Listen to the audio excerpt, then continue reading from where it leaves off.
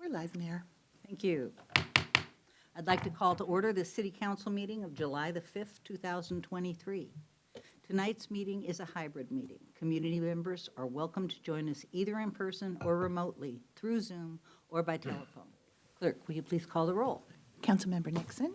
Here. Councilmember Black. Here. Councilmember Curtis. Here. Councilmember Falcone. Here. Councilmember Pascal. Here. Deputy Mayor Arnold. Here. Mayor Sweet. Here.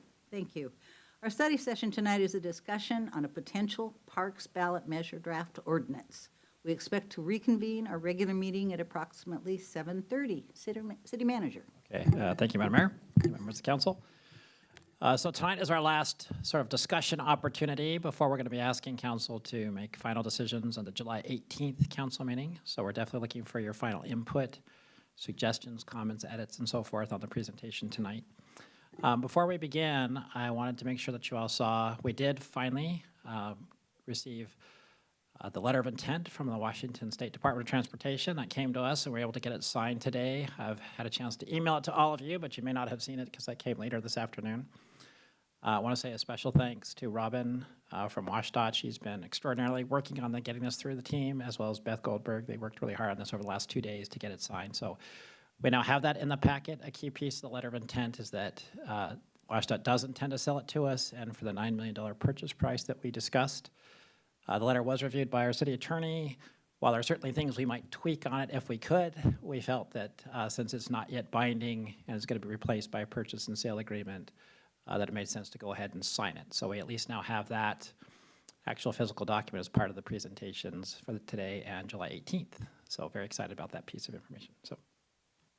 But with that, to give you an overview of where we are now and ask you the final questions we have is Lynn Zwagstra, our Parks and Community Services Director. Thank you. Good evening, Madam Mayor, Deputy Mayor, and City Council. As you know, we're here this evening to continue our conversation on the Parks ballot measure. Presenting this evening would be me, as well as Hillary De La Cruz, our management analyst, Sri Krishnan, the Deputy Director of Finance, and back by special invitation is Deanna Gregory, our bond counsel with Pacifica Law Group, and she is joining us virtually this evening.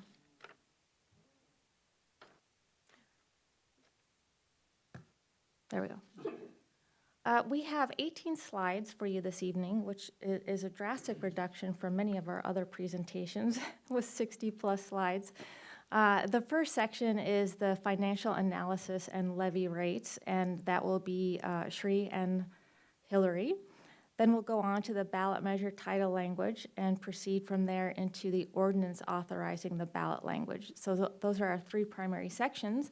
And that at the end, we'll kind of finish with a little update on the timeline and any next steps necessary for the ballot measure. And on that note, I will hand it over to Sri. Thanks, Lynn. Good evening, Mayor, Deputy Mayor, and Council. So we wanted to just take a moment at the very beginning and walk through the base levy for the city and what the impact of a 20% assessed valuation decrease has on it. The table in front of you is also in the memo, and we're going to walk through it in sort of columns by talking about what has happened in 2023, what we're projecting for 2024 with the 20% reduction, and what the changes are. The bottom line is to let you know that the impact on the property tax levy itself is roughly 24 cents. So we're going to start off by just talking about 2023. That's information that we have had from the King County Assessor's Office. And walking through that, you'll notice that we end up with a regular levy of 86.48 or 418 cents. The assumptions that we're making to project what the 2024 levy rate would be on just the regular levy is assuming that we'll have a 20% reduction in the assessed value, which is shown in the total assessed valuation number, which you'll notice goes down from 48 million to 38.68 billion. And in terms of calculating our property tax and the levy rate, we always also include the new construction number. We have gone ahead and assumed a new construction of $456,167,000, which is around 11% of the total assessed value, which is what was in 2023 as well. And then the new construction is calculated on the basis of the levy rate, which is the 0.86418 you see at the bottom of this column there, which gives you the 394,000 that's in the second column there, the third row down. We've also assumed corrections about $50,000, which is around the average that we have seen over the years, which brings us to a total levy of $42,647,626. But because of the 20% reduction, you'll notice that the levy rate, the property tax rate at the very bottom of the table, has gone from 0.86418 to $1.10256, a change of a little under 24 cents per thousand.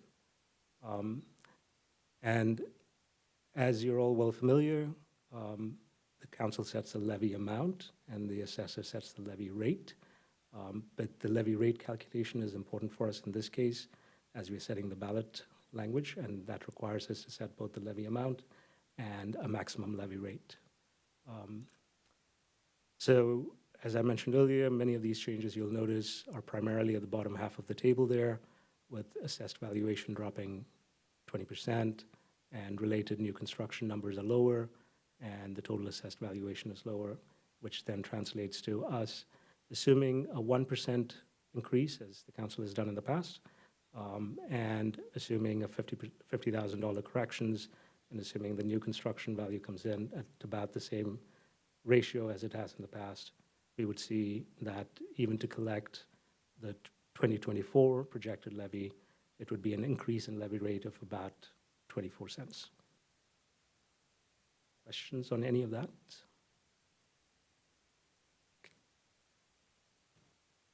Primary question to the council on this part of it is whether the council still feels comfortable with the 20% reduction in the assessed value. And as a note, we want to set the rate just right, actually, if at all possible, because if the rate is set too high, then as we have noted in the ordinance that's being drafted, the council is also making a commitment not to levy more than we will need for this ballot measure. Council discussion? I think just to highlight for the council and the public that's watching that we probably won't get any more information from the assessor between now and July 18th, which is the time you have to act. If we do, we'll obviously share that, but this is basically the best information we have at the time, and so we're making our projection thoughtful but a little bit conservative. We have a section of the city that was assessed at 18% drop in valuation, and we know that a section of Sammamish was assessed at a 22% drop in valuation. So that's what sort of set us up for the 20% average overall across the city. Deputy Mayor Arnold. Sri, to confirm, as we're talking about the ballot measure here, the cost to a median $1 million home of what they pay annually isn't going to change as this levy rate fluctuates. Correct. The ballot measure. And we'll get to that as well in a minute, but in the memo, we did note that we're trying to keep it around the $232 number. Thank you. Thanks for that. I saw enough head nods to get us through that, so I think the best financial brains are yours, so. I think that would be George Dugdale. Fortunately, he'll be back. This is the part where I'm going to have Lynn come back and walk us through this, or is it going to be, oh, it's going to be Hillary. Good Good evening, council members. So this is another table that was in your memo, and I'm just going to walk through it because there's a lot of information in this table. So this slide is really showing the evolution of the total ballot package investment cost estimating that we've done. And we wanted to share this with you to show how the estimated levy amount the dollar amount got to the $10,800,000 before further discussing the levy rate calculation specific to the ballot measure. And it's important to note that the debt service on the limited tax general obligation bonds, or LTGO bonds, which is the third column in this table, will be paid with general fund dollars. And in order to free up the general fund, some of the current parks operations are moved to the levy fund, as has been outlined in the memo and will be discussed later as well. And finally, before I dive into this, as you saw in the memo, the first 3 rows of this table were estimated in 2023 dollars. And that was for a comparison with what we are discussing with PFEC members. And all other packages, which is rows 4 through 6, are estimated in 2024 dollars with our kind of more detailed financial modeling that we've been doing over the past few weeks. And so I just share that because you can't quite compare apples to apples the first 3 rows and the second 3 rows. If you were going to do that, you would need to add some sort of inflationary adjustment to the first 3 rows. So starting with row 1. That is the PFEC base package recommendation, which had the PFEC priority elements, which is the Aquatics and Recreation Center, and 5 additional elements, and used the numbers that staff calculated for PFEC in 2022. And so this included capital and operating costs, and capital costs had things like design contingencies and construction contingencies. And the costs were estimated in 2022 dollars, and then we inflated those to 2023 dollars using various inflation rates provided by our different staff in different departments in the city. And so we had the 2023 dollars, which built this up, and then the only cost that was estimated in 2025 dollars was the capital cost related to the Aquatics and Recreation Center. So those costs were in 2025 dollars. And within this estimating, we weren't doing any projections of implementation timeline or the cost escalation past 2023. We were just kind of looking at what this would cost and knowing that inflation would happen both with the cost every year and any revenue associated, and then also with the revenue from a levy. And in that modeling as well, all of our capital costs were assumed to be bonded because we didn't yet have the funding mechanism identified, and so we were bonding those and annualizing the debt service payments over the bonds.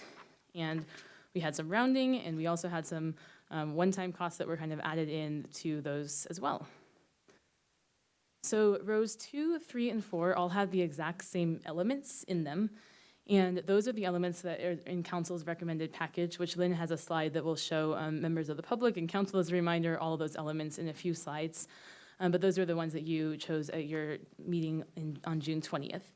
And so the first row of this chunk, the row 2 there, includes the priority elements and uses the same rounded and more simple numbers as PFEC saw, which are the numbers that staff have been using with council in discussions of the element selection during the past few meetings.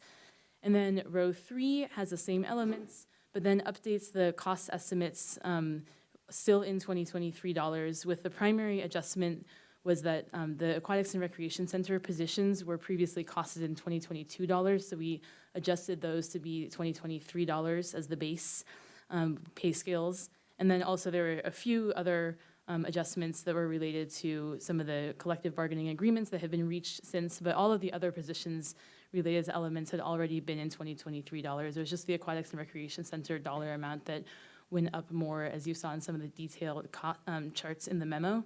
And so all of those adjustments together made that kind of jump from line 2 to line 3 around $500,000. So line 3 is the real line. Yes, so line 3 is the kind of the package that you were talking about, the real package in 2023 dollars. Yes, please do ask me clarifying questions if you have any, because I know there's a lot of information here. So then line 4 is when we are going to shifting to having the more detailed financing model that was discussed in the council packet, and Sri will outline a little bit more. So that is when we were really taking these and now talking in 2024 dollars. And looking at things about looking at the implementation and the sequencing years of when things would start and doing some more in-depth work. And as you can see, Rows 4 through 6 all use 30-year debt financing compared to 20-year that was used in the PFEC and the other rows above. And those bonds would, of course, be paid from the general fund. And using the 30-year financing on the bonds reduces the overall estimated levy amount for 2024, as you can see in this kind of sequence of the 3 in the square on your screen. And so row 5 has everything the same as row 4. The kind of slight adjustment that's made in row 5 is reducing the amount of the facility that is paid with pay-go capital slightly by 0.15%. And that is partly to adjust for the 2 implementation positions, which include a management analyst and a park planning position. And Lynn will talk about those positions in a few minutes. And so that's kind of that recommended package that you saw in the memo, and that's the $10.8 million amount. And then the last row, row 6, demonstrates what the total package would look like if, with the staff recommended addition of a 3rd position, which is the communications program specialist position, and Lynn will also discuss that in a couple minutes. So I am going to turn it over to Shri, but if you had any kind of questions while we're on here, I could take those now, but also Shri's going to talk a little bit after me about how this translates into the levy rate itself. Like I mentioned, Lynn's going to talk about kind of rows 5 and 6 and those positions themselves, and we can always come back to this as well if we want to continue on and hear what they have to say before asking questions about this. A question? Councilmember Falcone. Thank you, Madam Mayor. Well, I actually have a question for Shri, so it's great that you're coming up next. I had a question on your previous slide that I didn't think of until Hillary, you started this slide, and I didn't want to interrupt you. So thank you for humoring me. You mentioned that we're being conservative with the estimate of 20%, a 20% drop in assessed value. Are we at risk if it drops more than that? Like, what happens if it drops by more than 20%? Are we then not getting enough money to build the facility, or what happens in that situation? So there are 2 parts to this, and I'm probably also going to be leaning towards the attorney to help us out on this. One, we set the levy amount, and we'll do that both here in the ballot measure levy, ordinance. We'll also come back later if this passes as part of the property tax setting. So we will also be establishing the amount then. The issue there is really the levy rate, which is also required in there. If that calculation is off, then that bumps up because you would then want to collect your regular levy, and then whatever is left is the only thing that would contribute towards this. And that's the danger. So if it were to drop further, for example, instead of 20, if it were to be 21%, that number would go up again that much higher, roughly about, it's just under 1.8 pennies, I think it's what it works out to roughly, for each % drop. And so that would then eat into the levy that we are looking for the parks ballot measure. And so that's really the margin that we're playing with. Did I miss anything there, Kevin? I guess I'd invite bond counsel, Deanna, if you want to add anything to what Sri just said in response to Councilmember Falcone. Good evening, everyone. No, Shri, you've had it. The risk there is just that at the end of the day, the calculations will turn out. So the city bumps up against that max rate in the ballot measure. And under all circumstances, that's the max rate that can be levied. So that's the true risk, is in setting that rate where it's at. So every percentage increases that risk. So the greater that the assessed value drops, so we have assumed 20% drop. If it were to be 21%, for example, that number would be, instead of drop, a change of almost 24 cents, it'll be closer to 25 cents.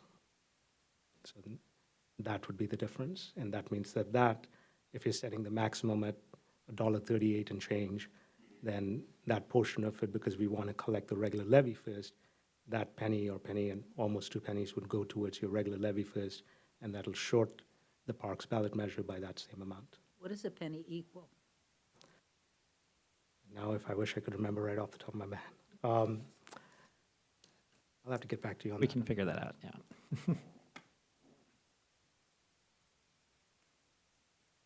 Any other questions before I get back to that? Maybe I'll have to come back to that later in this. Okay. And sorry, but in this case, with the animation, we'll be clicking through. So now we got to talk about what the $10.8 million that we have assumed as part of that package would translate to. And in this case, we're showing you what the 10.8 million is with the assessed valuation from 2023 with no change in the assessed value, which would have been the 22.33 cents per thousand. With the 20% drop, the same 10.8 million would require you to levy at a rate of 27.92 cents. And you can see that the difference over there. And once again, we're setting the maximum rate at $1.38 and 177. And in this case, once again, the reminder is there as a bullet as well that regardless of setting the levy rate as a max, the council is also opting to add language to the ordinance saying that they would not be levying anything more if, for example, the assessed value were to drop less than 20%.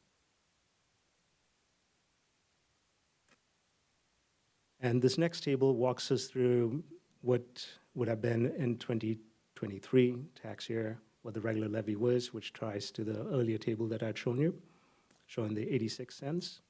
And because of the 20% drop on the very first row, you see it goes from 0.86418 to $1.10, which is your 23 cents increase just to do that levy if we did not have the Parks ballot measure. The Parks ballot measure adds the 27.9 cents, which brings you to the $1.38177, which is the maximum rate we are setting in the ballot measure ordinance. And based on the current data that we have from the assessor's office, we believe that this will be the max, and the change would be the 51 cents there that we're showing. Questions on any of that?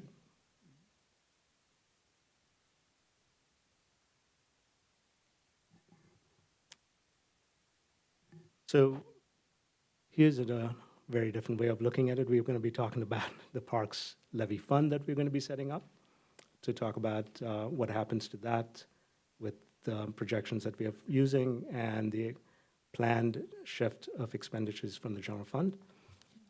For context on what that fund balance would look like, we thought it would be helpful to share what the general fund forecast looks like. We generally do just 3 bienniums out as a practical matter. So this one shows you the projections from 2023 through 2028. And this is the forecast we shared with the council at the retreat in May. We generally tend to look at it this way, and as the council is well aware, the projection almost always shows you that we have a gap and that we'll have to come back at each budget cycle to review and balance it.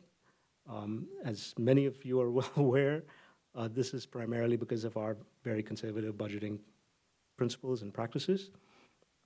And for the purposes of this, we're going to be showing the Parks Levy Fund balance looking at for over 20 years.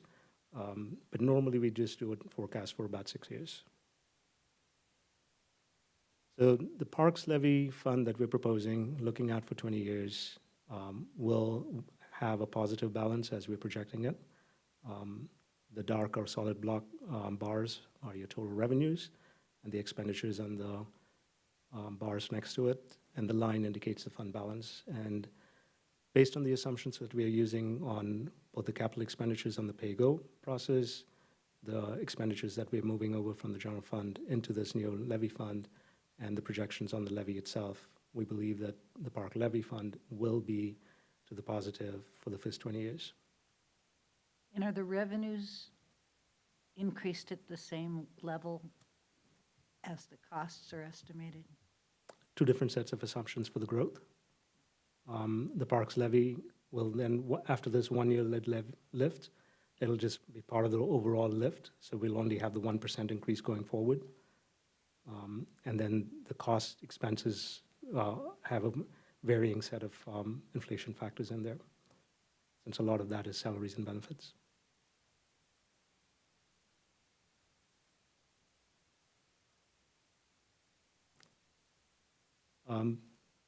We've also been working with our financial advisor on trying to project out what the debt service would look like.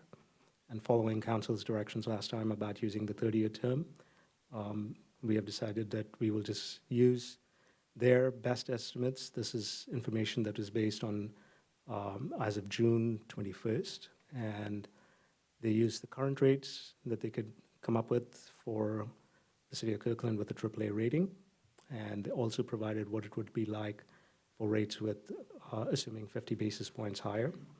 And again, to be most conservative for our purposes, for our projections and the cash flow modeling, we have used the current rates plus the 50 basis points in our estimates for debt service.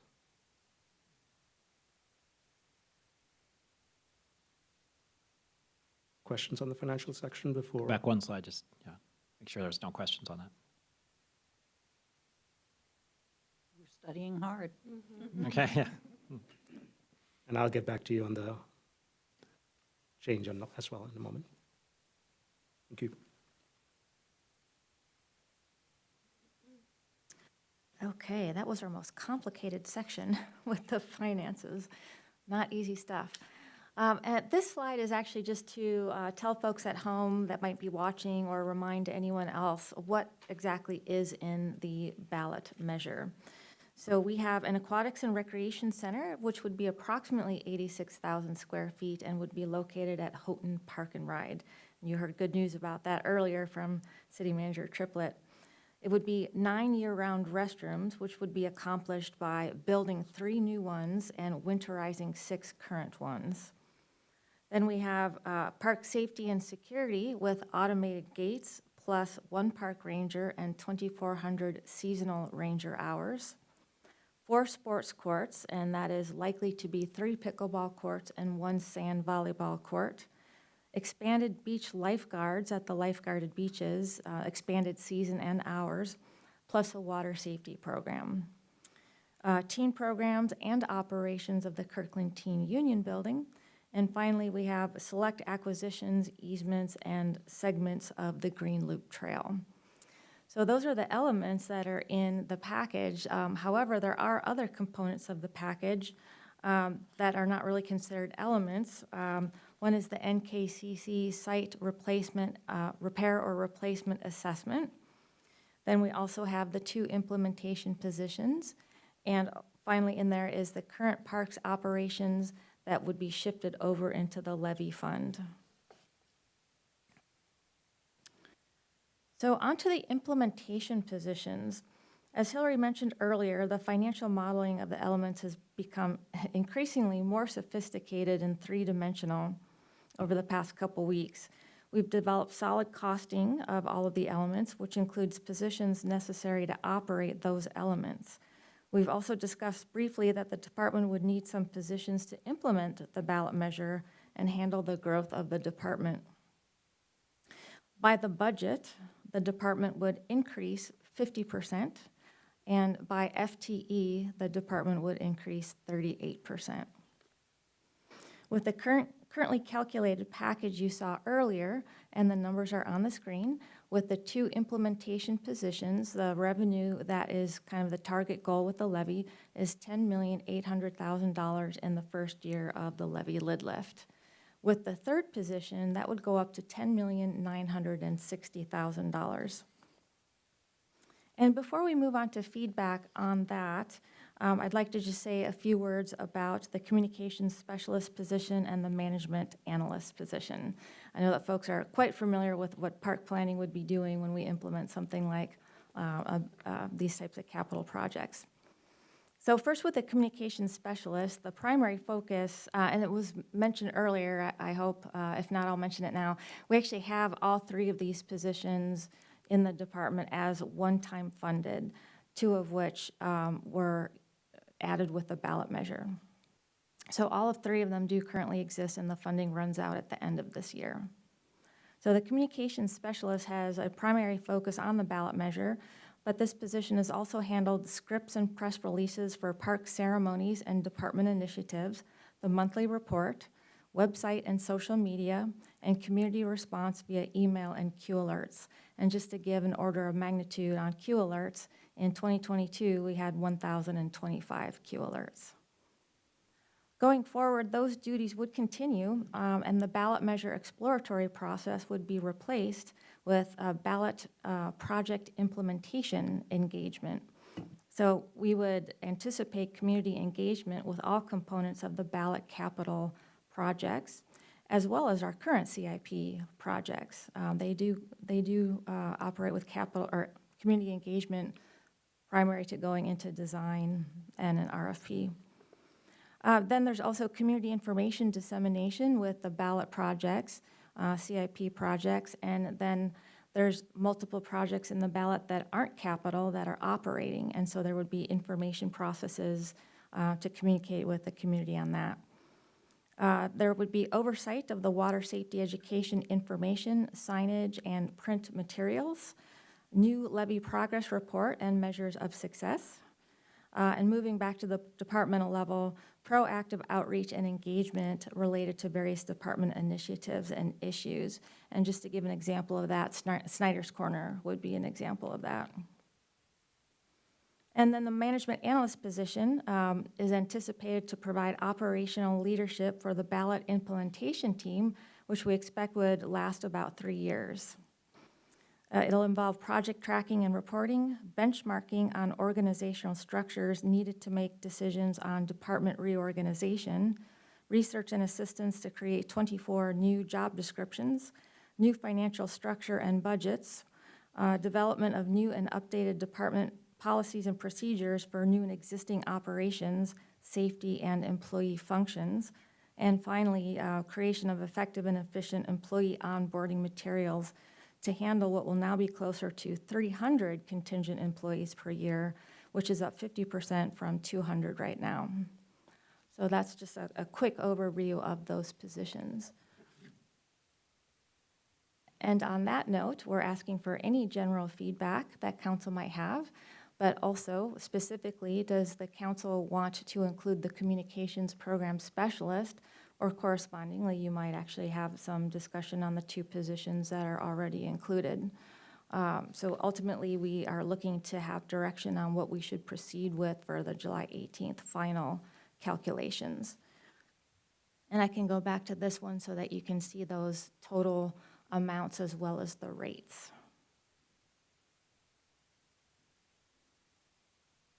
Council?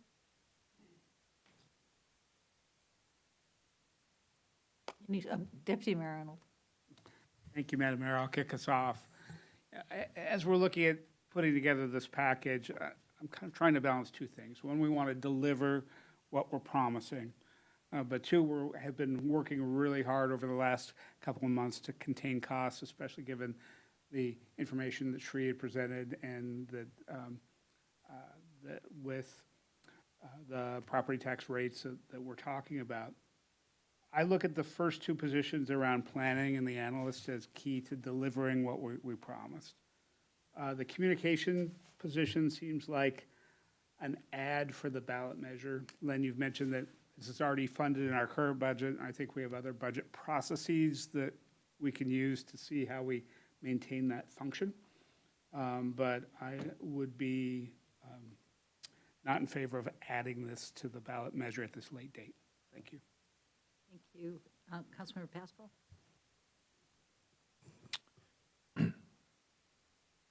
So certainly understand that as we invest in our parks, that we, one of the biggest investments we can make, not just in capital, but we need the operations to serve our capital investments. So completely understand about that. I think the question I have, this is a question back to you all, is I'd like to get a better understanding of the big picture with FTEs, because what I read and what I heard you say, and then what I read in some of the material, is that we had already been planning for FTEs to be added as part of the package that we saw last meeting to support the new facility and other things. What I'd like to see is just and maybe I just have missed it, but just where are FTEs today? what was being added through the original package, and then we have these additional FTEs on top of that.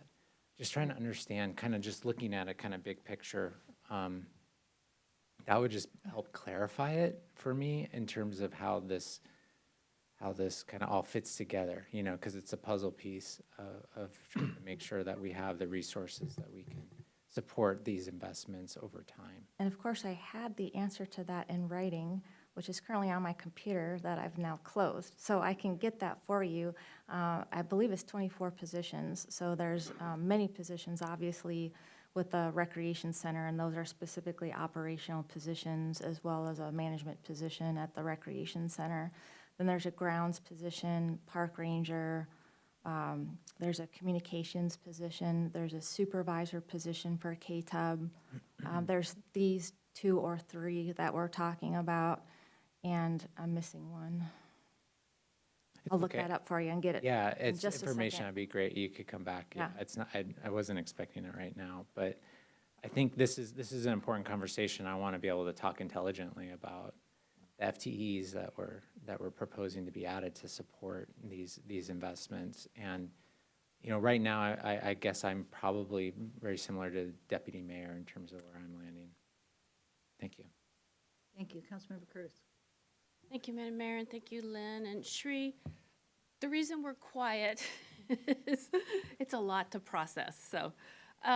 So to the question at hand, this is going to be the largest capital project we build in the city of Kirkland.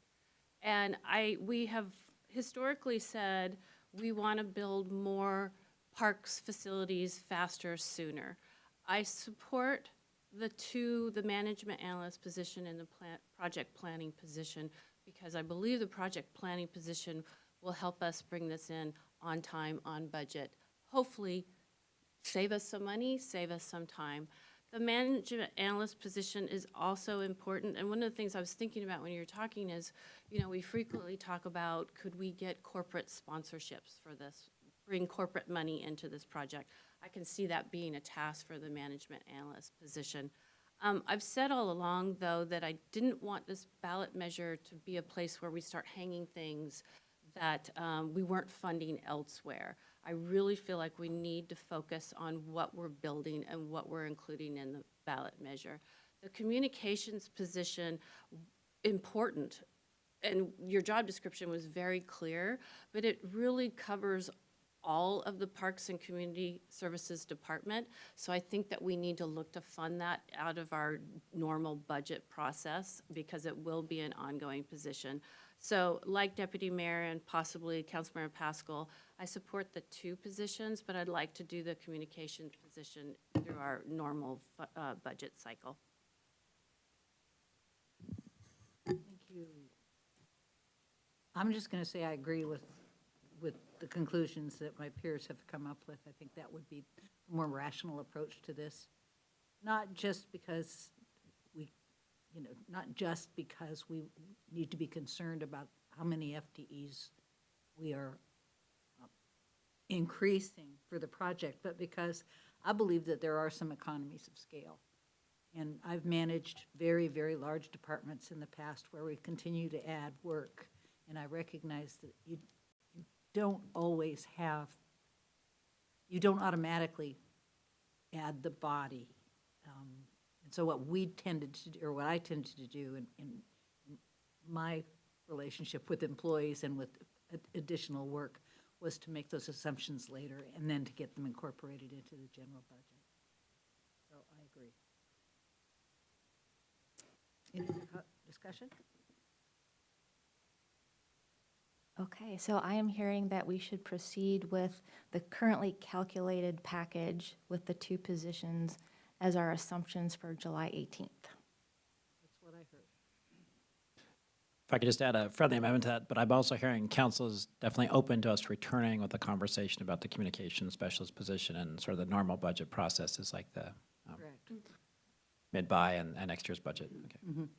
We do think that'll be an important conversation then as well. Okay, on that note, I'm going to hand it over to Hillary. There we go.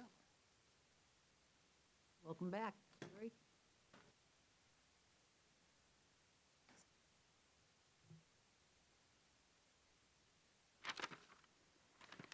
Okay, so in front of you on the screen, and like you saw in your memo, we have the draft ballot measure language. And we've shared a draft version of this a couple times, and this has taken a couple iterations. And so now we're really hoping tonight for any feedback or edits you have so that we can incorporate those into the language and bring back a final on the 18th.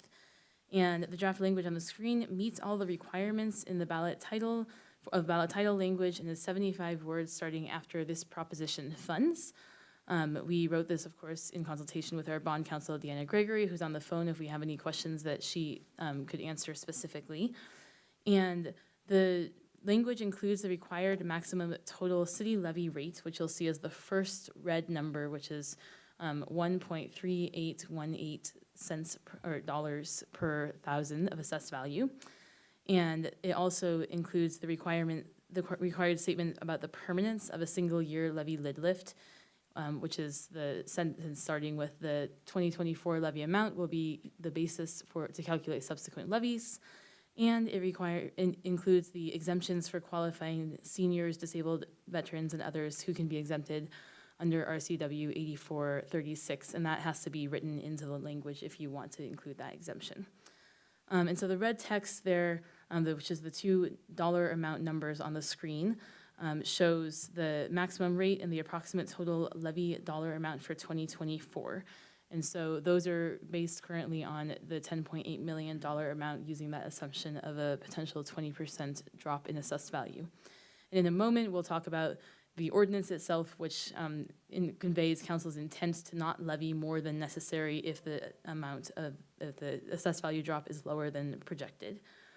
So we have this here, and I'm curious if there's any changes you would like to see. I also do have a Word document version if we need to open that up and do that together, but so that is what we have. And like I mentioned, Deanna's on the phone if we have any questions related to kind of the specifics of what needs to be included, or if there's questions that staff would like to send to Deanna.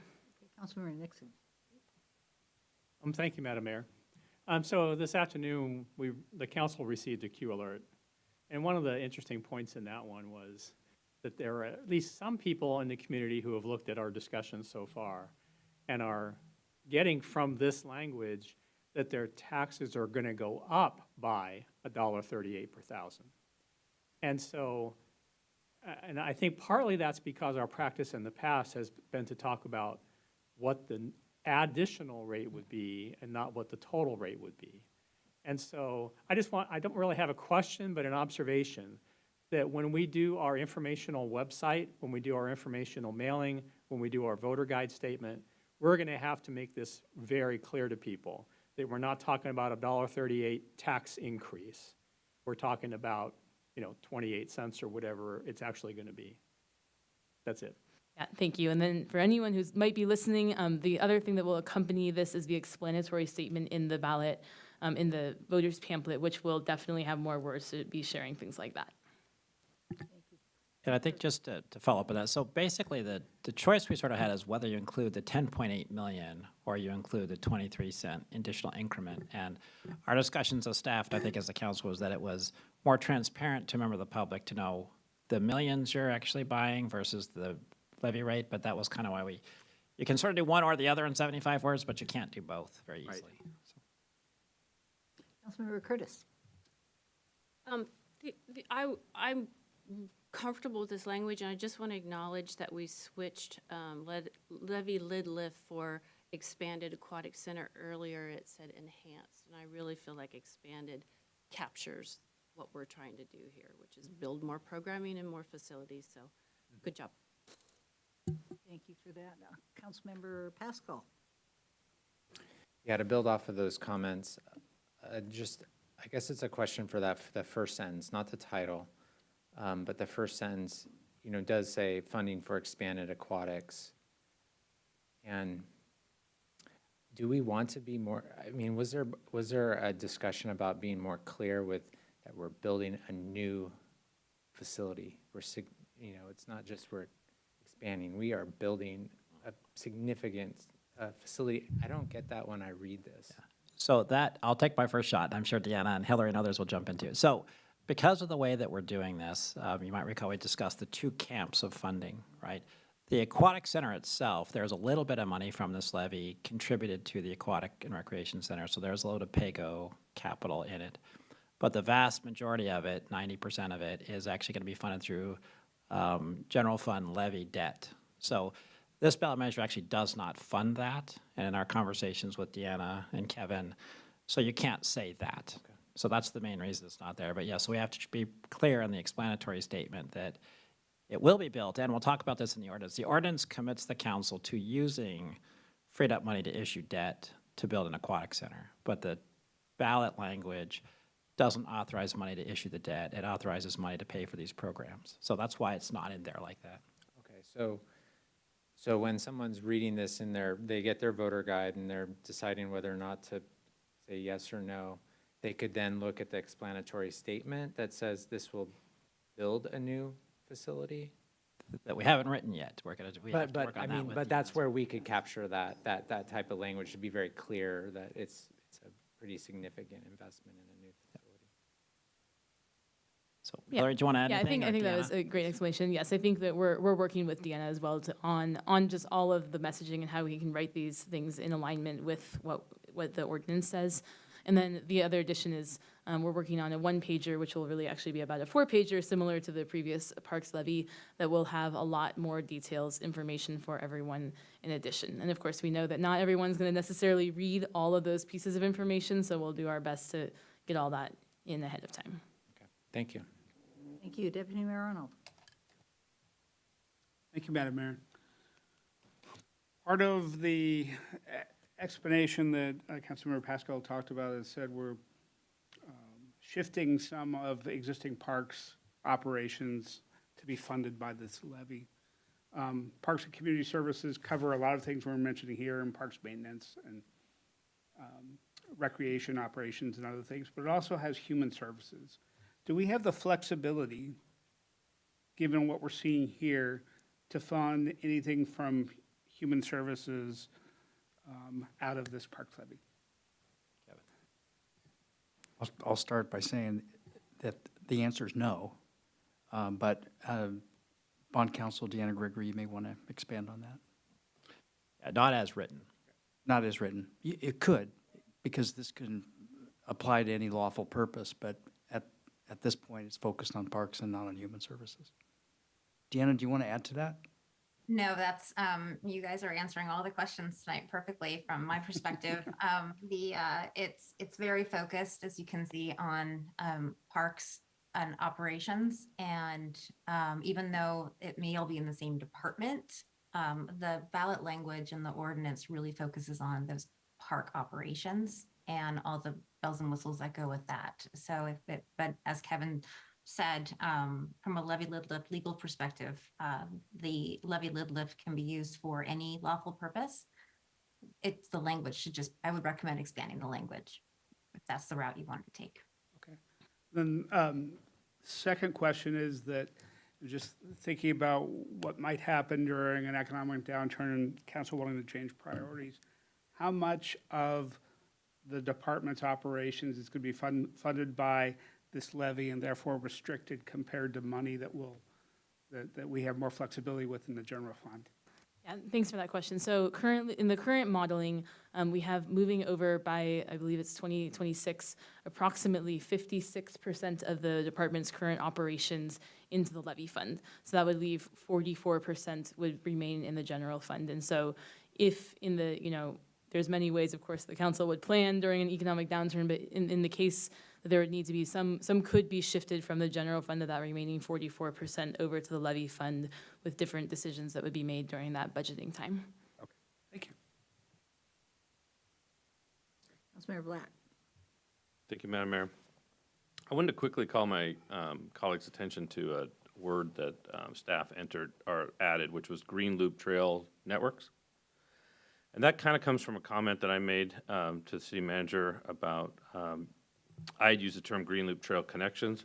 What we see here is Green Loop Trail Networks. I thought a lot about whether those two words mean anything different in this context and whether it's meaningful.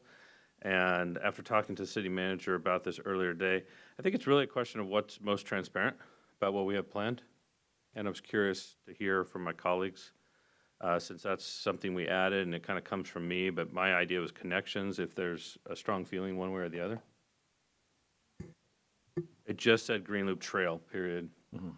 So, because what we're really doing is sort of Green Loop Trail connections or increasing the network. I'll just say Councilmember Black was kind. I am the one who actually put the word networks in because I remembered him saying something, and my mind went networks, not connections. So that was my word, not his. I've always appreciated that the connectivity of our parks, a lot of our parks in Kirkland, especially along the waterfront and with the cross-garden corridor. And I think that's what folks in Kirkland are looking for from the Green Loop Trail, is sort of more connecting some of those existing open spaces with trails, but it's connecting with a trail network. So I just wondered what folks thought. Councilmember Nixon.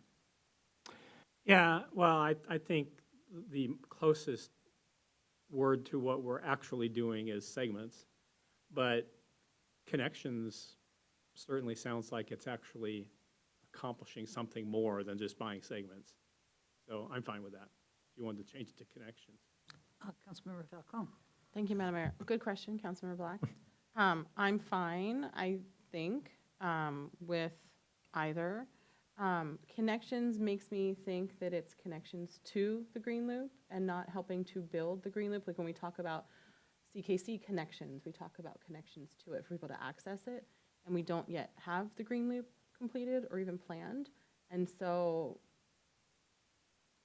maybe I prefer networks, now that I'm saying that out loud, to connections because of that. And I agree that I think networks is better than segments. I think it is more accurate. Deputy Mayor Arnold. Councilmember Falcone stole my point, and I will say, because that's where my mind went as well. I will say trail networks is something that is used regionally, East Trail and elsewhere, so it is a more known term. Thank you. Thank you. I agree. I actually like networks, just in terms of, just the assumption that connections does make it sound like it's already done, even though I've walked on it many times. But, so I think we'll go with networks. So it sounds like. Sounds like we're going with networks, and that's fine with me. Thanks. Any other feedback or changes you would like to see in the title? Hillary, I think we have wordsmithed it Great. adequately. Okay, so then I just wanted to talk a little bit about the draft ordinance.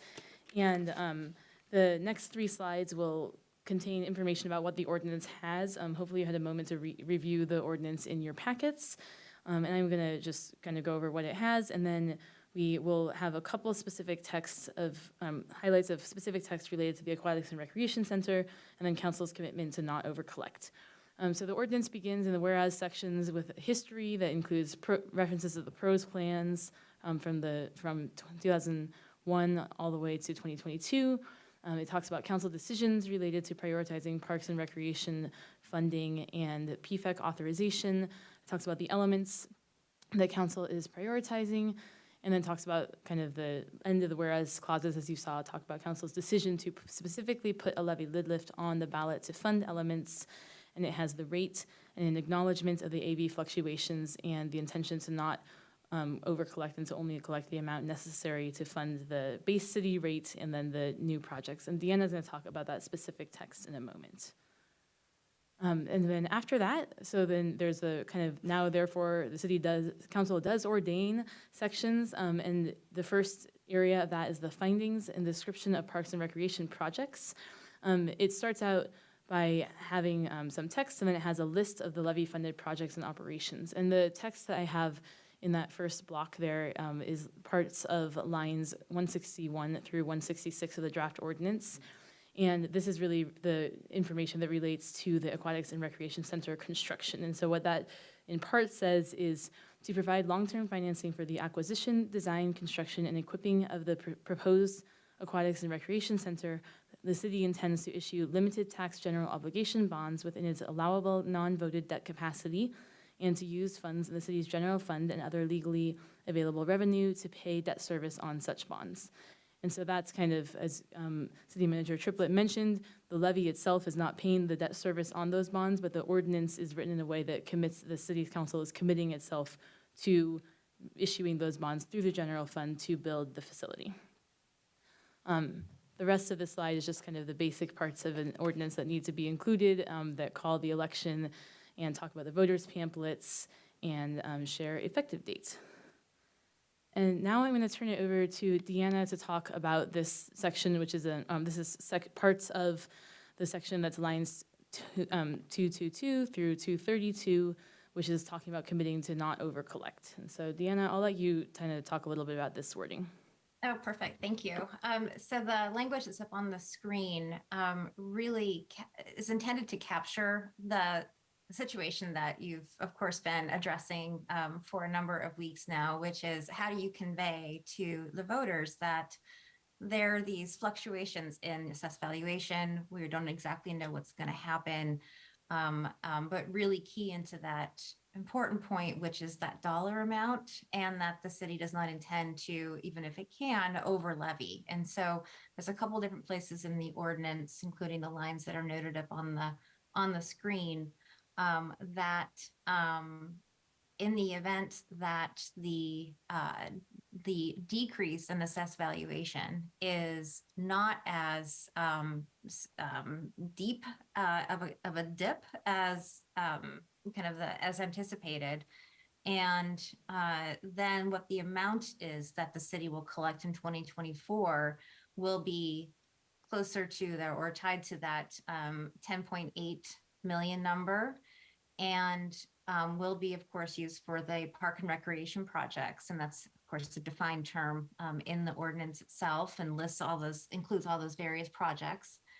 And the city will only collect what it needs to collect in all cases, and then to offset the fluctuations in assessed valuation, plus, of course, the 1% for its regular property tax levy. So that's captured in the last part of the sentence there.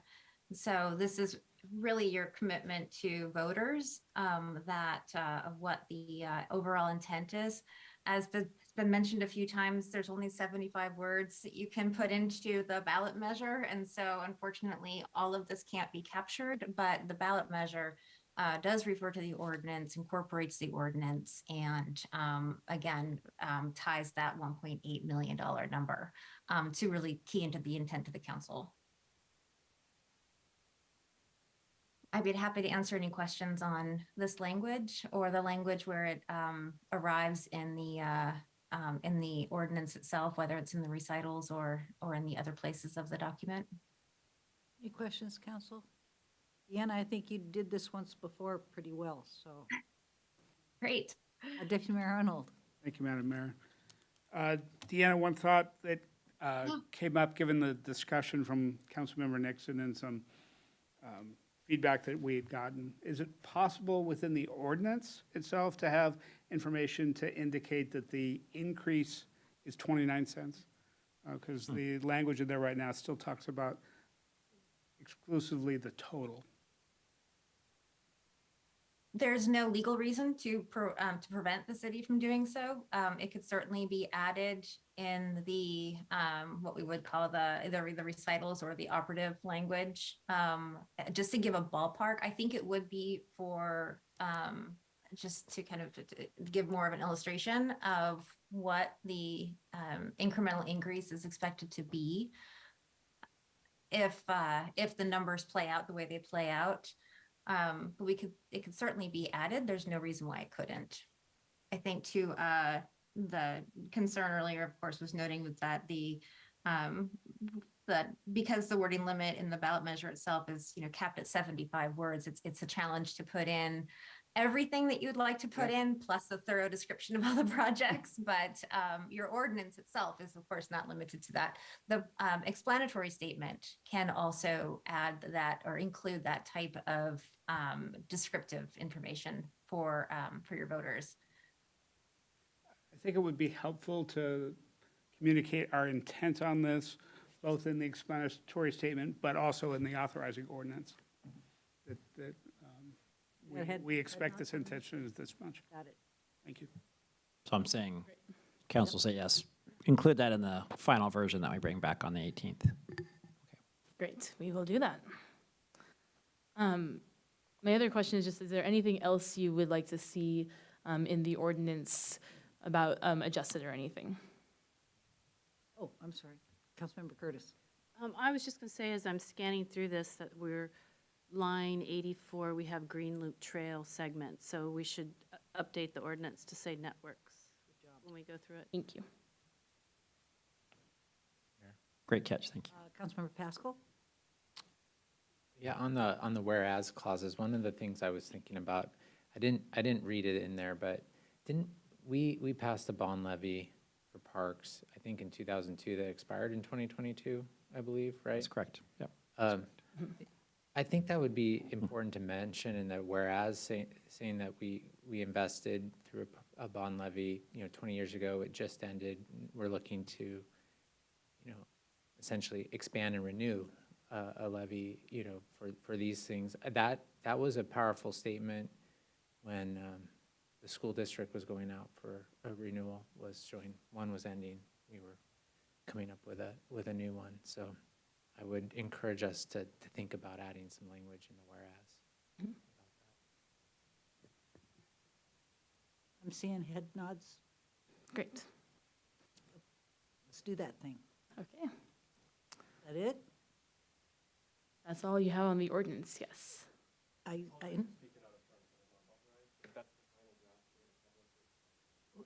Oh, thank you.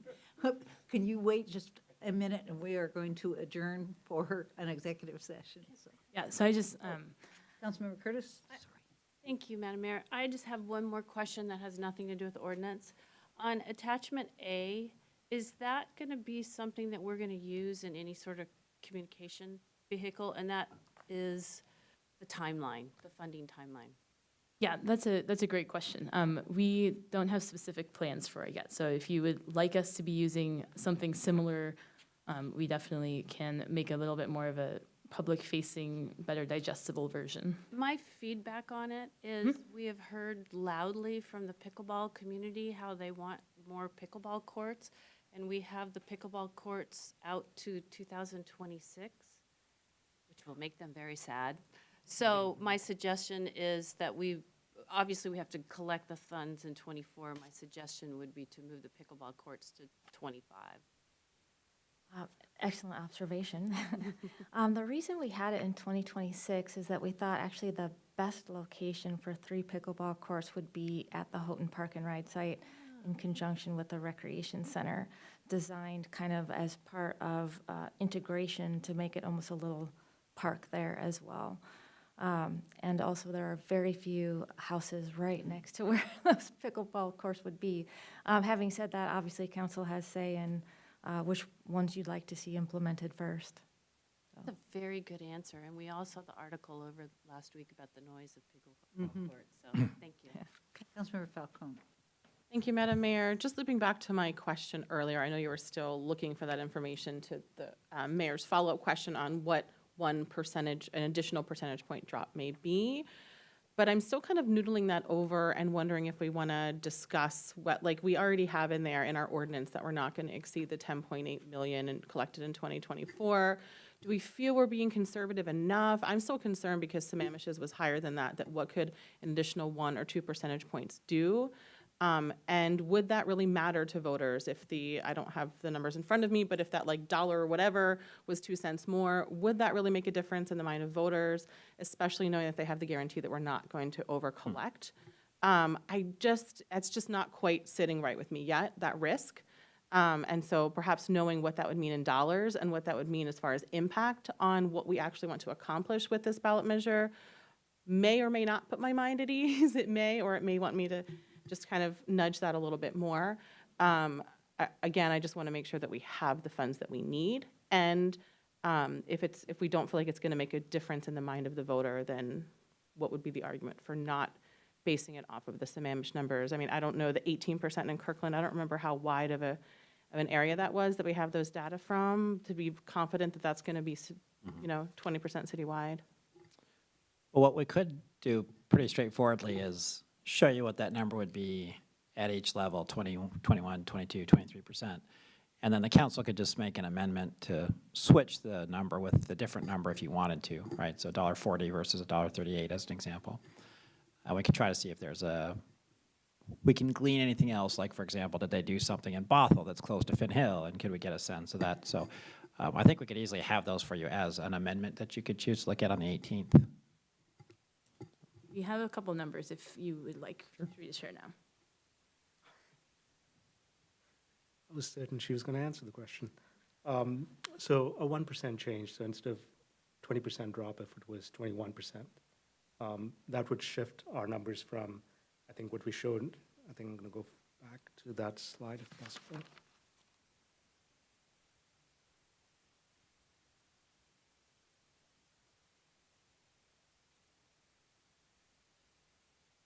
So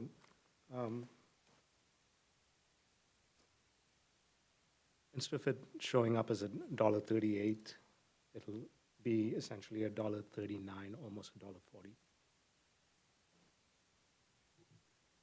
So what would that mean as far as what we could, thank you for that, as far as what portion we would be collecting for the purposes that we have outlined in this ballot measure? So we'd have to, if we only had up to $1.38.177, then, as you mentioned earlier, some of that would need to go into the regular levy, right, lift, and not for the parks ballot measure. So what, instead of 10.8 million, what would that mean we would collect in 2024 dollars? I think that's what I'm trying to get at, is like what could we bring in and what impact would that have long-term, given that that's going to be the base that we're increasing 1% every year? Like, would it cut, like, the sports courts? Like, I'm just trying to get a sense of what it would. I think we can certainly do that for the memo and show a table that says, if we kept everything flat and it went down, what financial impact would that be on the 10.8 million? And then we could do it the other way and say, if you wanted to hedge your bet, how many pennies would you want to add?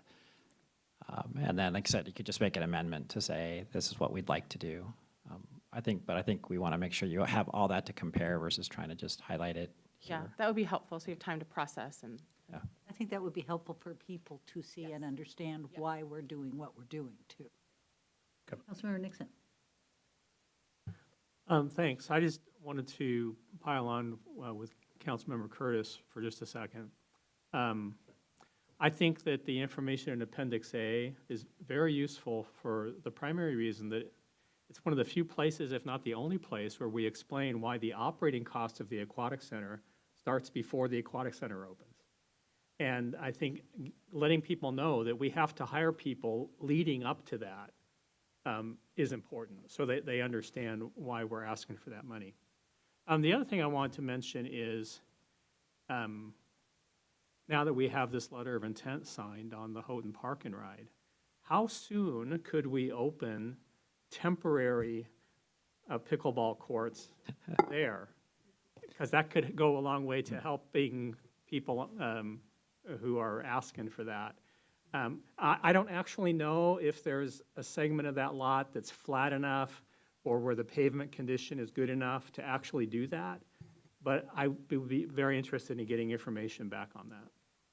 Yeah, we could try to have that. I'll tell you, you're feeling Beth Goldberg's pain. So we have been asking about an interim use agreement as well as the letter of intent and the purchase and sale agreement. And so, again, Robin Mayhew with the regional office has been fantastic, and this might be a place where, again, we might ask for help going a little bit more for more clarity. What she has told us is that normally a use agreement for something like that, for the city to be allowed to put pickleball courts on, could be 6 to 8 months getting out of WSDOT in their normal process, right? And so we have focused on getting the letter of intent first, but we have said several times we'd like to actually establish interim use. And the carrot would be also interim maintenance. Like, we'll take this from you and we'll clip the blackberries and we'll clean it up and all that. If you'll let us have it, we then can start programming it. But unfortunately, at the moment, that process, they have a process, and that process takes a long time to get through WSDOT. So we may need some help and expedite that a little bit. But our primary focus was let's get it first, and then. But we do want interim use, and we are going to start to get complaints about what it looks like. And right now, we have no ability as the city to do anything. We need WSDOT to give us permission. So I think a use agreement with WSDOT makes sense as the next step now that we have the letter of intent. Thank you. Yeah. Councilmember Curtis. I'm just thinking that during that 6 months, we could start figuring out how we would use it, because I love the idea of pickleball courts, and there are lights there, and I think I threw out a skate park at one point too, so, what could we do and what would it cost? And to WashDOT's credit, they did allow us to put the nice fencing in, so they let us put up the temporary fencing in and the final fencing, and so they really are trying, but they have their own, processes they have to answer to as well. Councilmember Pascal. Yeah, going back to this conversation about assessed value or drop in assessed value, just thinking about it more, that is going to be a really important conversation with the community to explain that. And the more information we have to explain that, the better. And so I guess I go back to, how did we arrive at the 20%? Where did that come from? What's the confidence interval in that? I mean, if it's a pretty conservative assumption for all these reasons, then that's great to highlight. How are we different than Sammamish? Do we have a much greater assessed value? Do we have much greater construction activity occurring that's offsetting some of that? So I think some of that information would be really helpful to bring back as long with what Councilmember Falcone asked for. Thank you. Thank you. Hillary. Great. So this is the final slide and just kind of outlining the timeline and next steps. I wanted to say like you saw in the memo, at the last council meeting, you authorized the pro-con committee recruitment, and staff decided because of the holiday and just like timing with getting things out, it made the most sense to extend the recruitment due date to July 12th. So that's next week. And if anyone's interested who's listening to be writing a pro or con statement, you can email our city clerk, Kathy, and there's more information on the website as well. And so on the 18th, you have your meeting, and that's the last regularly scheduled council meeting to approve the ballot measure ordinance for the election in November 2023. And then we'll also have information about confirming the pro-con committee appointments. And then after that, August 1st is the date by which we as staff need to file the ordinance and the pro-con committee appointments with the King County elections. The explanatory statement will be due to King County elections on August 4th. The pro-con committee statements are submitted directly by those committees to the King County elections, and those are due on the 8th, and then they have an opportunity to do an optional rebuttal statement by receiving the other one and writing a response to that. And then, of course, Election Day is November 7th.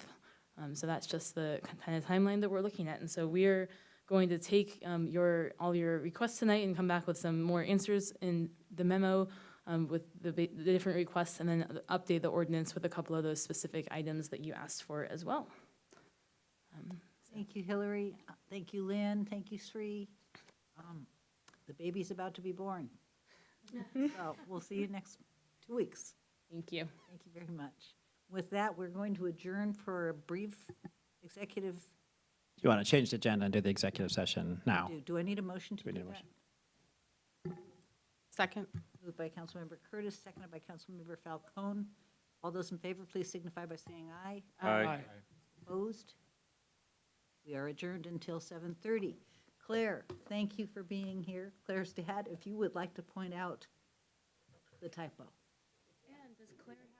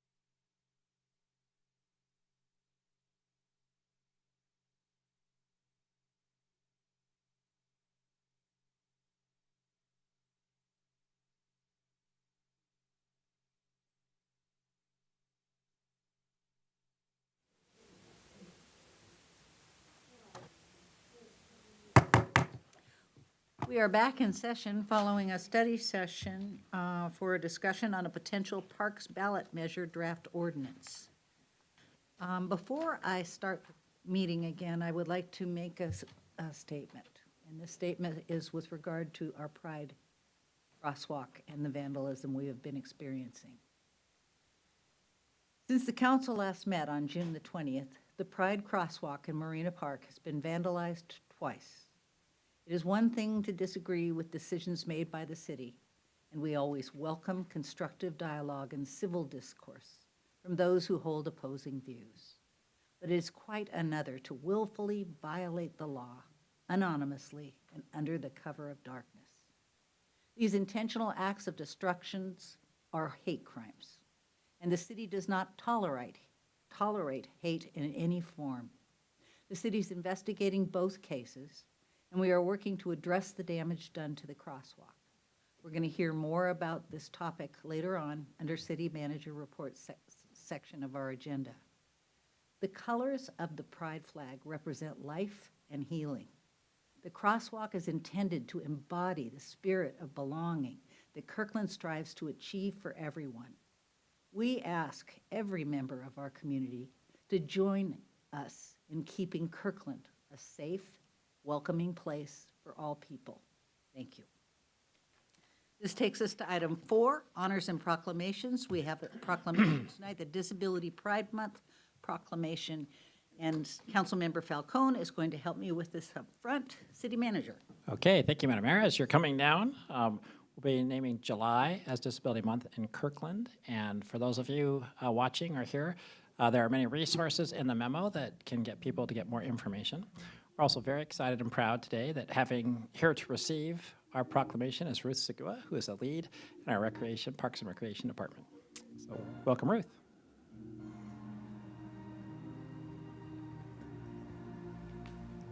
Thank you, City Manager. Thank you, Madam Mayor. I'll be reading a proclamation proclaiming the month of July as Disability Pride Month in Kirkland, Washington. And I just want to say on a personal note, as someone who lives with multiple invisible disabilities, this is particularly special to me. So thank you, Madam Mayor, for issuing this. Whereas Disability Pride Month is celebrated every July, marking the anniversary of the Americans with Disability Act, signed into law in 1990. Landmark legislation that broke down barriers to inclusion for people with disabilities and protects them from discrimination. And whereas the ADA provides guidance for people with disabilities by providing resources about their rights, laws, and regulations. And whereas people with disabilities have been marginalized and misunderstood for generations, and they should be acknowledged, valued, and respected. And whereas sex, race, gender identity, sexual orientation, and other factors contribute to barriers to acceptance and diagnosis. And whereas, although society often thinks of people with disabilities as a single population, they're a diverse group of people with a wide range of needs. And whereas the city is committed to making Kirkland a safe, inclusive, and welcoming place where people of all abilities belong. And whereas Disability Pride Month is an opportunity to honor the history, achievements, experiences, and struggles of people with disabilities, including highly successful people such as Stephen Hawking, Frida Kahlo, President Franklin Delano Roosevelt, Stevie Wonder, Helen Keller, Ralph Braun, John Hockenberry, and many others. And whereas talking with your family about acceptance and inclusion of people with disabilities is important, and an ongoing conversation will help foster inclusion for the next generation. And whereas there are many ways to celebrate Disability Pride Month, including by amplifying the voices and experiences of people with disabilities, uplifting them to share their story, or attending a Disability Pride event. And whereas events and educational resources in our community help celebrate Disability Pride Month, including books recommended by the King County Library System, resources recommended by the Seattle Theater Group, such as books, films, organizations, and support groups for people with disabilities, and the Disability Pride Month Artistic Justice Showcase at Town Hall Seattle, which showcases Black, brown and indigenous performers and artists with disabilities through storytelling, performance, and other art forms, exploring and reflecting on the intersection of racial justice and disability justice, information about which can be found on the websites of these organizations. Now, therefore, Mayor Penny Sweet, on behalf of the City Council, does hereby proclaim July as Disability Pride Month in Kirkland and encourages all community members to promote acceptance and appreciation of disabled people as family members, friends, classmates, coworkers, and neighbors, making valuable contributions to our community.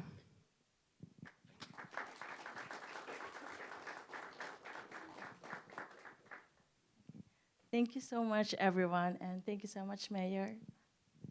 Okay, thank you. Glad to have you on board. Oh, of course, I always forget. Let me turn you around just a bit.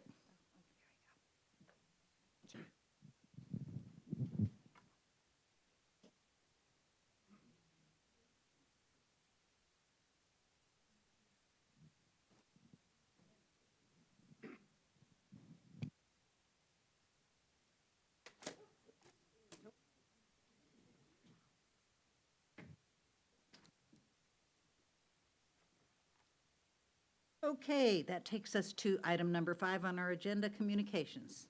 This is the time in our meeting when we hear from the public on matters which are not quasi-judicial or scheduled for a public hearing, of which there are none tonight. Please limit your remarks to 3 minutes, and the council will receive up to 3 comments on each side of each issue.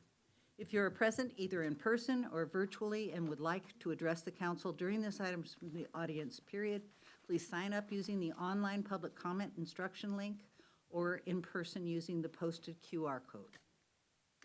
For those participating by phone, please dial *9 to be recognized to speak. Community members will be called on in the order in which they signed up.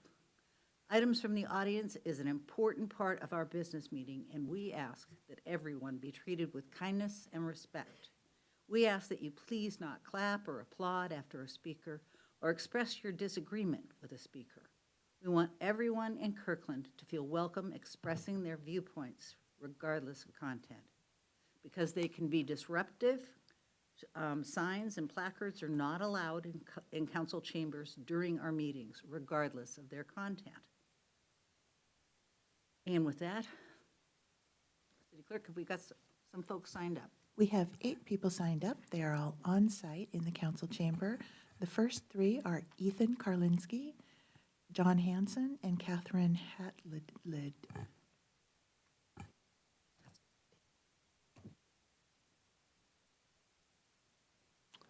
Hello, City Council members.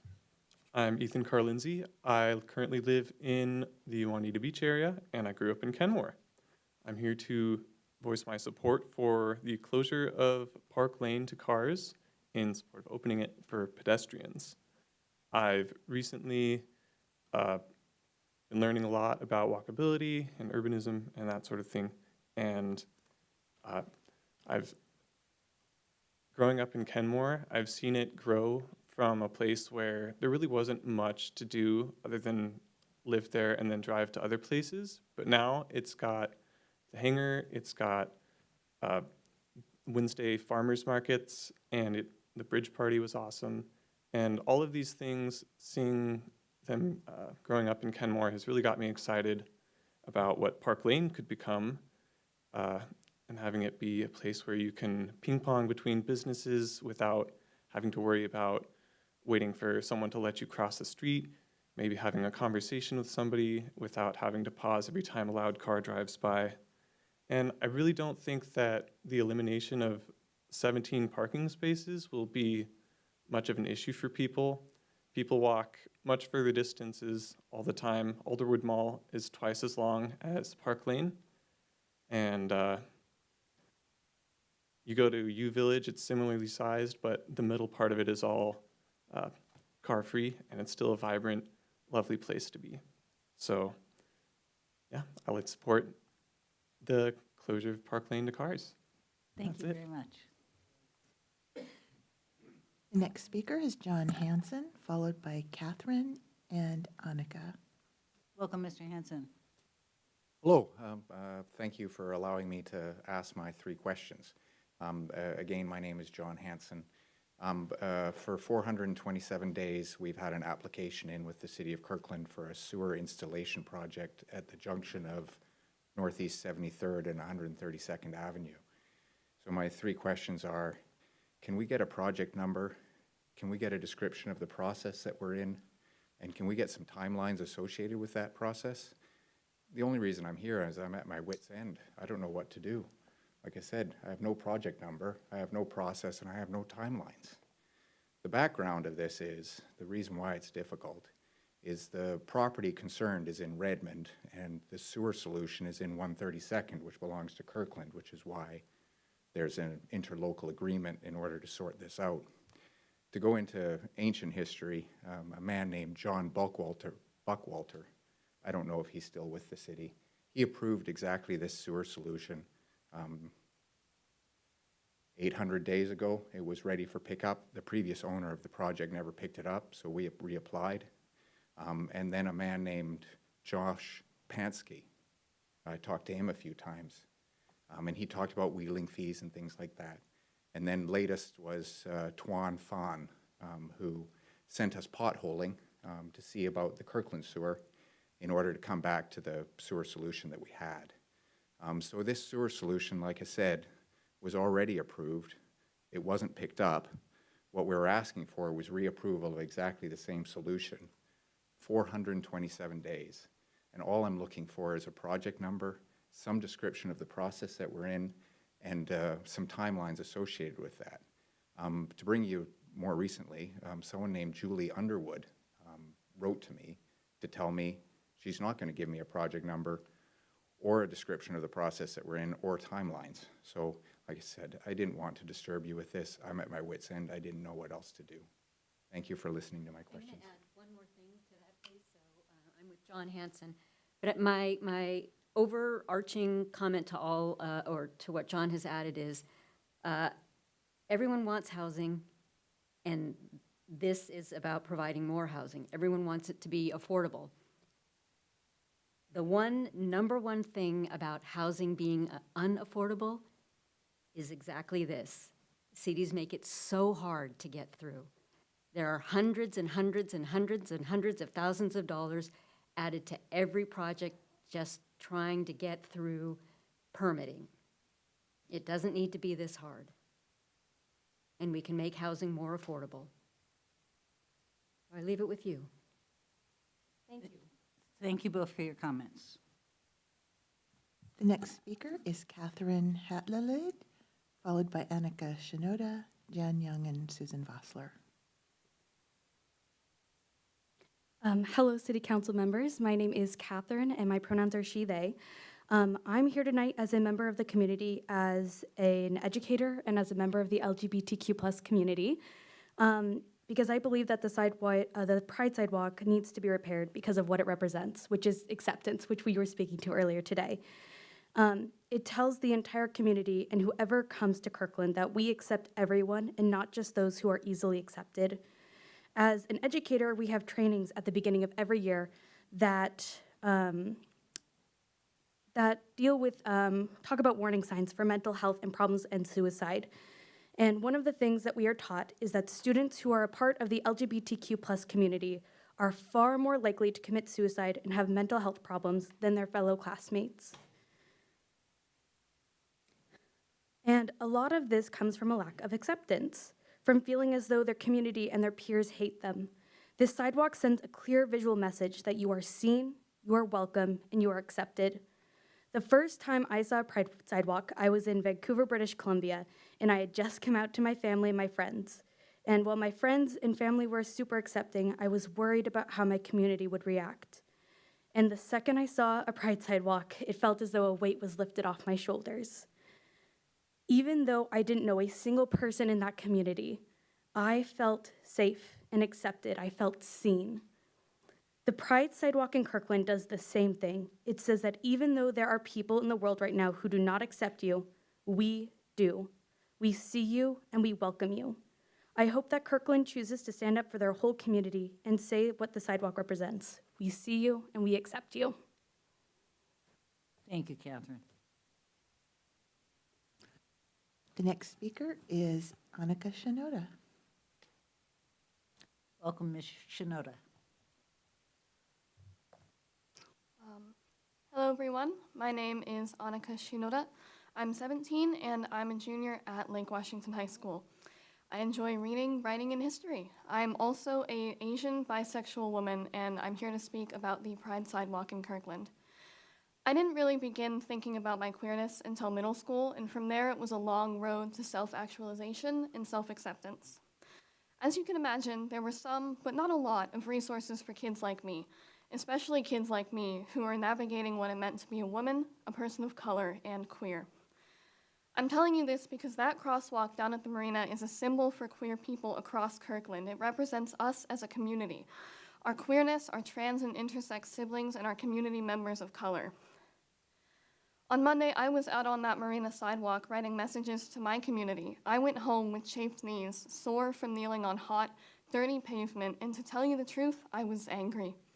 I was furious because too many of us give so much of ourselves, infinitely more than just scraped knees, to our queer family, and yet our work and presence can still be burned over, redacted in a matter of minutes. As Councilperson Falcone eloquently put it, symbols matter, and the installation of this crosswalk is one way that the city is working to create an inclusive and belonging place for all community members, and I wholeheartedly agree. Young people like me are not as tuned into local politics, but I can tell you that plenty of my queer friends live, work, and spend their free time at the Kirkland Marina. From personal experience, I can tell you that any public acknowledgement of queerness is a triumph for us. It brings us so much joy, so much queer joy to see a piece of ourselves being celebrated by Kirkland. So, as you deliberate over what actions to take in response to a hateful act of vandalism, I'd like to remind you all of what that crosswalk symbolizes.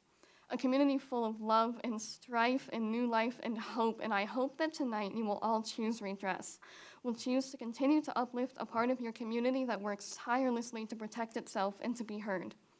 I have spent far too much of my life having people tell me who I'm allowed to be, how loud I can raise my voice, and I am finished with that because the queer community of Kirkland deserves a symbol, and I implore you tonight to restore it. Thank you very much for your time. Thank you, Ms. Shinoda. Next speaker is Jan Young and Susan Vossler sharing.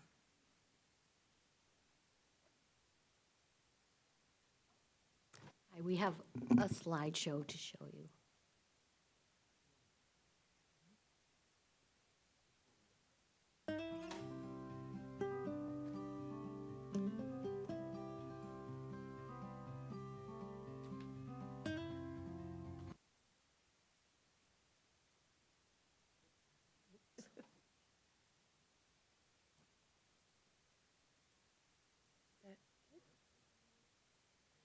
Kathy, can you start the clock over? Yeah.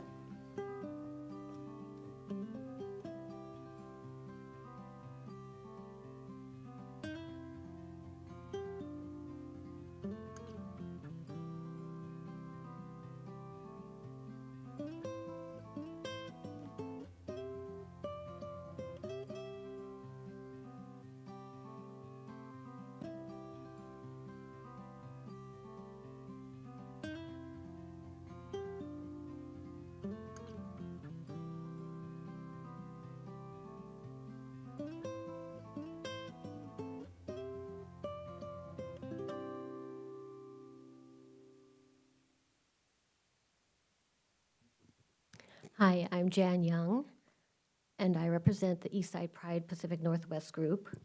First of all, I wanted to thank Catherine and Annika for their heartfelt and brave statements. It was just incredible. And when we found out about the crosswalk being put in, we were all so excited and elated. And then when vandalism happened, we were very hurt and disheartened and angry about the senseless and hateful act. After celebrating and doing so much work to elevate the LGBTQIA+ community, we felt an overwhelming need to counter with a positive community gathering near the damaged crosswalk. And here's Susan. So, yeah, I didn't come prepared to say anything tonight, but with tears in my eyes, yeah, I'm so sad about what happened to the crosswalk, but there's silver linings to everything that happens, and you know, people coming to speak to you like this is part of that silver lining. So you hear how much that crosswalk means to them, to all of us. I'm the parent of a transgender son, and Eastside Pride is looking forward to working with you in whatever steps you take to hopefully repair that crosswalk. You are going to be a model. We work with lots of Eastside cities, and Kirkland is a model. And so here's looking at you. Thank you. Thank you both. Oh, and just so you know, during the break, I think, we will be presenting we had some banners out where people wrote messages, and we'll be presenting those to, I think, city manager during the break. So, and council. Thank you. Thank you. The next speaker is Kurt Dresner, followed by Madison Reed and Ashley Child. Hi, good evening. My name is Kurt Dresner. I live, work, shop, and dine in Kirkland. Some of my favorite places to go are on Park Lane, including Zeke's, Veggie Thai Forever, Cactus, Butternut Squash Enchiladas, anyone, and Serena Gelato, where I've never tried a flavor that did not blow my mind. My absolute favorite times to be on Park Lane have been when it is fully open to pedestrians. That's why it's been so utterly disappointing to see the reaction of some of the Park Lane businesses to the exciting prospect of fully pedestrianizing Park Lane at the heart of our urban downtown business district. In response to some of the misinformation floating around, I'd like to state some incontrovertible facts. First of all, there are over 96,000 residents in Kirkland who all have a stake in what Park Lane looks like, and more importantly, what kind of city we are becoming. Do each of those residents individually have the same stake as a business owner on Park Lane? No. But should 38 business owners dictate the fate of downtown? No. Secondly, the changes being proposed are not irreversible. Park Lane has changed many times over Kirkland's history, and it will change again in the future. Many of the options being considered are quickly reversible, and even permanent options can be first explored in a more temporary fashion. Third, and even more notable this month, accessibility means more than parking. People with disabilities are more likely to walk or roll, more likely to live in a zero-car household, and more likely to need more space. 40% of adults with disabilities do not drive a car at all. The idea that accessibility should only be viewed in the context of people who are old enough to drive, have a driver's license, have access to a car, and can walk from their car, but not from the Lake and Central lot on the same block, is absurd. But that's exactly how we're being asked to think about accessibility. What about hard of hearing people who want to have a conversation, but have to compete with the sound of revving engines? What about people with asthma who have to deal with the exhaust of every car that idles or circles the block because none of the spots on Park Lane are open anyway? Fourth, the idea that making a street mostly car-free makes it a park is laughable, and those making that claim should be embarrassed. This statement is as ridiculous as claiming that allowing cars on Park Lane makes it a freeway. Finally, Park Lane is a special place, but there is nothing peculiar about Park Lane. Park Lane is not the unique exception to the decades of research and mountains of evidence on the ways we build our cities, encourage community, and make great, accessible, prosperous places. The sky will not fall if we eliminate 17 parking spots on a block where 60% of the land is already dedicated to parking. It's no wonder that since I moved to Kirkland 14 years ago, I have not ever, not one time, failed to find parking downtown. We have a choice. We can let Park Lane fade into irrelevance, or we can harness its potential and make it the centerpiece of our safer, more productive, more people-oriented downtown business district. Thank you. Thank you. The next speaker is Madison Reed, followed by Ashley Child. Welcome, Ms. Reed. This is short. Okay, so I'm Madison Reed. I own Fetch Dog Store. I think closing Park Lane to cars is a terrible idea and will be detrimental to the businesses on the street. Having a store right across from the new apartments on Lake Street, I've seen firsthand how terrible business is when cars have nowhere to park. When the weather is terrible, which is about half the year, it's a ghost town downtown. People want convenience, and walking in the rain or having to circle around for a parking spot is going to deter people from coming downtown at all. When Lake Street is closed for construction, and if you guys shut Park Lane down, there's going to be nowhere for people to park, and I wouldn't be surprised if lots of places went out of business.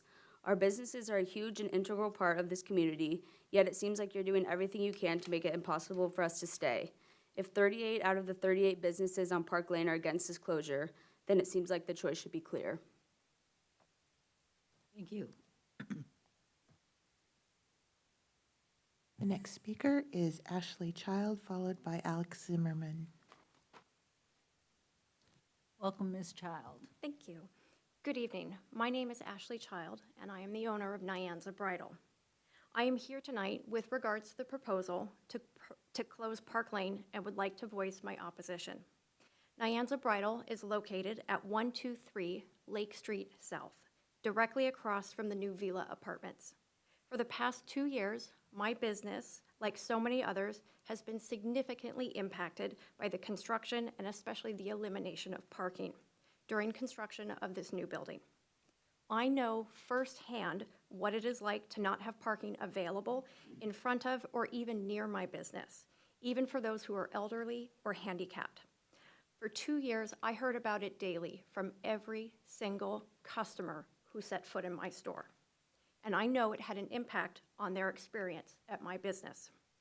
Brides were not able to bring parents or grandparents with them to this most important of shopping experiences because they knew that parking would be such a challenge. It was a fact that they would have to park blocks away from my business, and this distance simply wasn't feasible for some of those they wanted to have join them for this most special and exciting time. If people were unwilling to deal with these challenges when shopping for this most significant of events, what does that mean for the most casual shoppers and diners? To say that it would be a deterrent would be an understatement. While traffic and parking at Lake Street South has just recently started to return to normal, the closure of Park Lane would simply shift the problem to a new location. And this comes at a time when we are about to see an influx in visitors and tenants as Villa Apartments open and new tenants and businesses move in. Having what I have experienced, what I have, a constant interruption and outright elimination of parking over the past 2 years, I know no business should have to endure such challenges. I vote no to a permanent year-round closure to traffic of Park Lane. Thank you. Thank you. The last speaker signed up is Alex Zimmerman.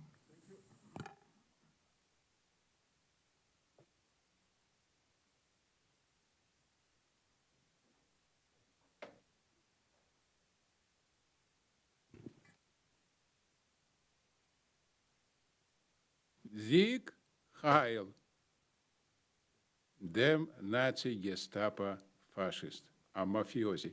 My name is Alex Zimmerman, and I live here more than 35 years and come to this city, this chamber for many years. Situation what as we have right now is so strange and so dangerous, so make me totally sick. I give you classic example what's going on. Bellevue Council stopping my speech for last month, totally. Yeah. To me, this look like a Nazi anti-Semite hysterica. Why I call this hysterica? Because they support Iranian Muslim. And Jew and Muslim is a best friend, you know this. For how many thousand years? 2,000, 1,500? No, I understand this, what they doing this, you know what it mean? Yeah, support Iranian Muslim person, yeah. Yeah, they don't like me because I'm Jew, they don't like Trump, yeah. It's normal, nothing unusual. Situation so critical because Iran is #1 American in Israel enemy. They kill Jew, they kill Christian. It's go for 1,000 years and nothing changed. And nothing will be changed. So everybody, you doing this too, Your council support Iranian Muslim too. You support Iranian Muslim who live in America only for a few years. By definition, this make me totally sick. Who are you? You don't understand what does Iran want right now? They want atomic bomb together with Russia. The first atomic bomb will be in Israel, and second atomic bomb will be in New York. We have 9/11. Probably this is not enough because idiot like you support Iran. Is this a point? When you support Iran here, so they thinking, haha, they support us. We need to kill them. In Israel, in the United States, Jew in America, shoulder to shoulder, staying against Iran for 100 years. It's not simple business. It's very complicated. So when you support Iran, you know what it means. Iranian people, you know what it means. Iranian Muslim, you know what it means. My question very simple. Why are you doing this? Are you stupid or are you part of Democrat mafia? Because only Democrat mafia can support Iranian Muslim against Alex Zimmerman, small bag, and big monster, Trump. It's exactly what's happened. So by definition, you are pure bandita, a mafia. This is exactly what has happened. You understand what is I'm talking? You know this expression, let me know who your friend and I will tell you who you are. And you support this, yes, yes. Few people from here support this. So my question right now, very simple. When this will be stopped? When you start Thank be you, Mr. American? Zimmerman. Thank you very much. On behalf of the council, I would like to apologize to you all for having to expose you to Mr. Zimmerman's hate speech. We have no further sign-ups. Thank you. Okay, is there anyone else wishing to address the council at this time? Seeing none, I will declare this items from the audience period closed. Takes us to our consent agenda, or wait a minute. 5C, the petition. 5C, sorry, special presentation. So we don't have a formal presentation on this, but I'm just going to highlight, we did receive a petition G23-239. And as you might recall under council rules, the council has three options when you get a petition. The first is to accept the petition for further study. Second is to accept the petition, refer it to staff for follow-up. And third is to accept the petition and determine no further action is needed. As you saw in the staff memo, our recommendation is option 2, that the council accepts the petition, returns it to the staff for follow-up.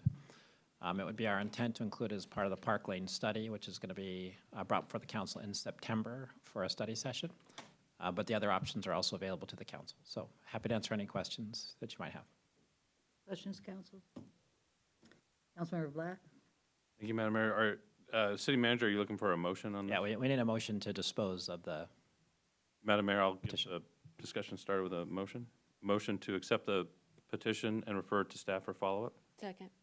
Moved by Councilmember Black, seconded by Councilmember Curtis. Discussion? Questions on the motion to accept option 2, turn it over to staff to come back by September. All those in favor, please signify by saying aye. Aye. Aye. Opposed? Motion carries unanimously.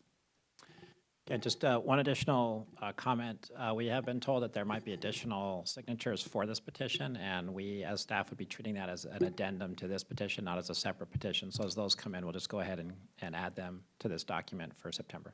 Thank you. Okay, that takes us to our consent calendar. Before we have a motion, I'd like to ask Deputy Mayor Arnold to present an audit of the accounts.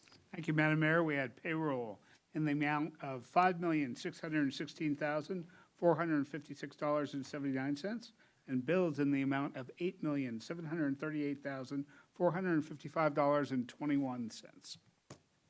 Thank you. Can I get a motion to approve the consent calendar? So moved. Second.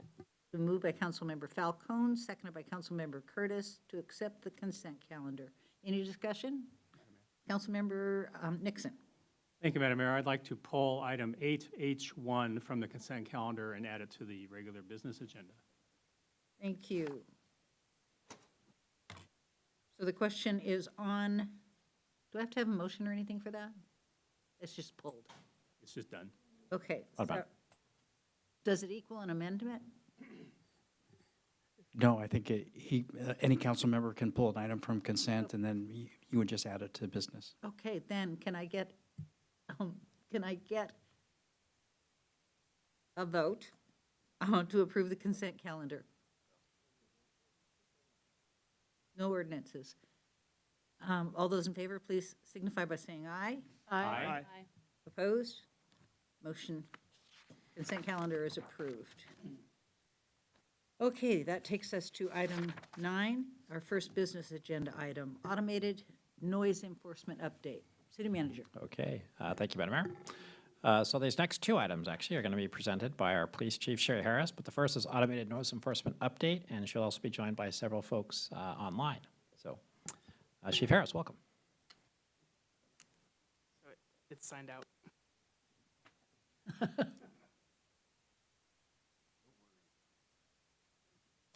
We do not want me to sign in. Oh, I see. That should be the correct. Why is it not doing that?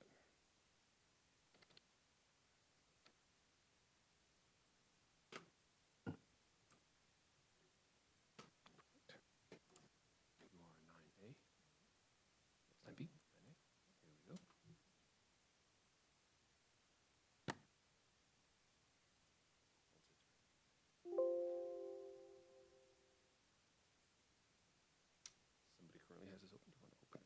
only copy. Deputy Mayor Arnold.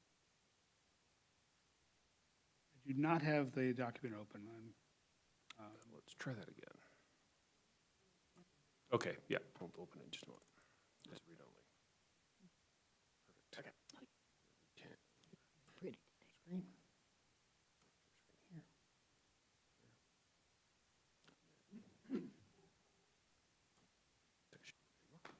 All right. Welcome, Chief. Thank you, Madam Mayor, Council. So I have a presentation tonight, and online, I also want to introduce, and I'm not sure if you can see him in your screens, because I can't from mine. Andrew, can you promote I Saul think you need to change her view option. Keeter? He's already a panelist, Chief. So we just want to make sure that we can see his. I think it's, And John Starbird, so there's one more. why isn't it showing on ours? All right. There we go. Can we do, Andrew, can we do it in a way that shows on our screens?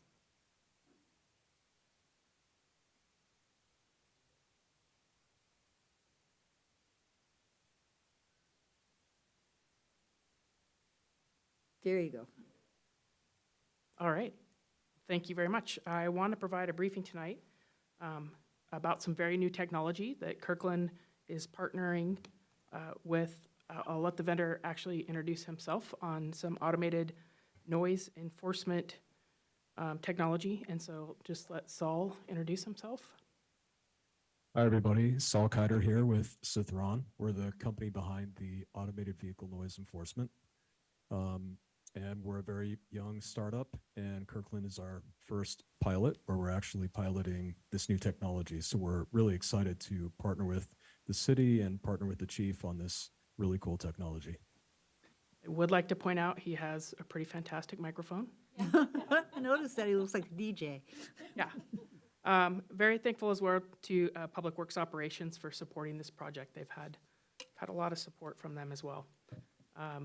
About 7 slides, briefly go over some of the information that was in the history of this project that was in the staff memo. In 2019, the legislature approved a budget proviso that the Washington Traffic Safety Commission would oversee and a pilot program for up to 3 cities to implement the use of automated vehicle noise enforcement cameras.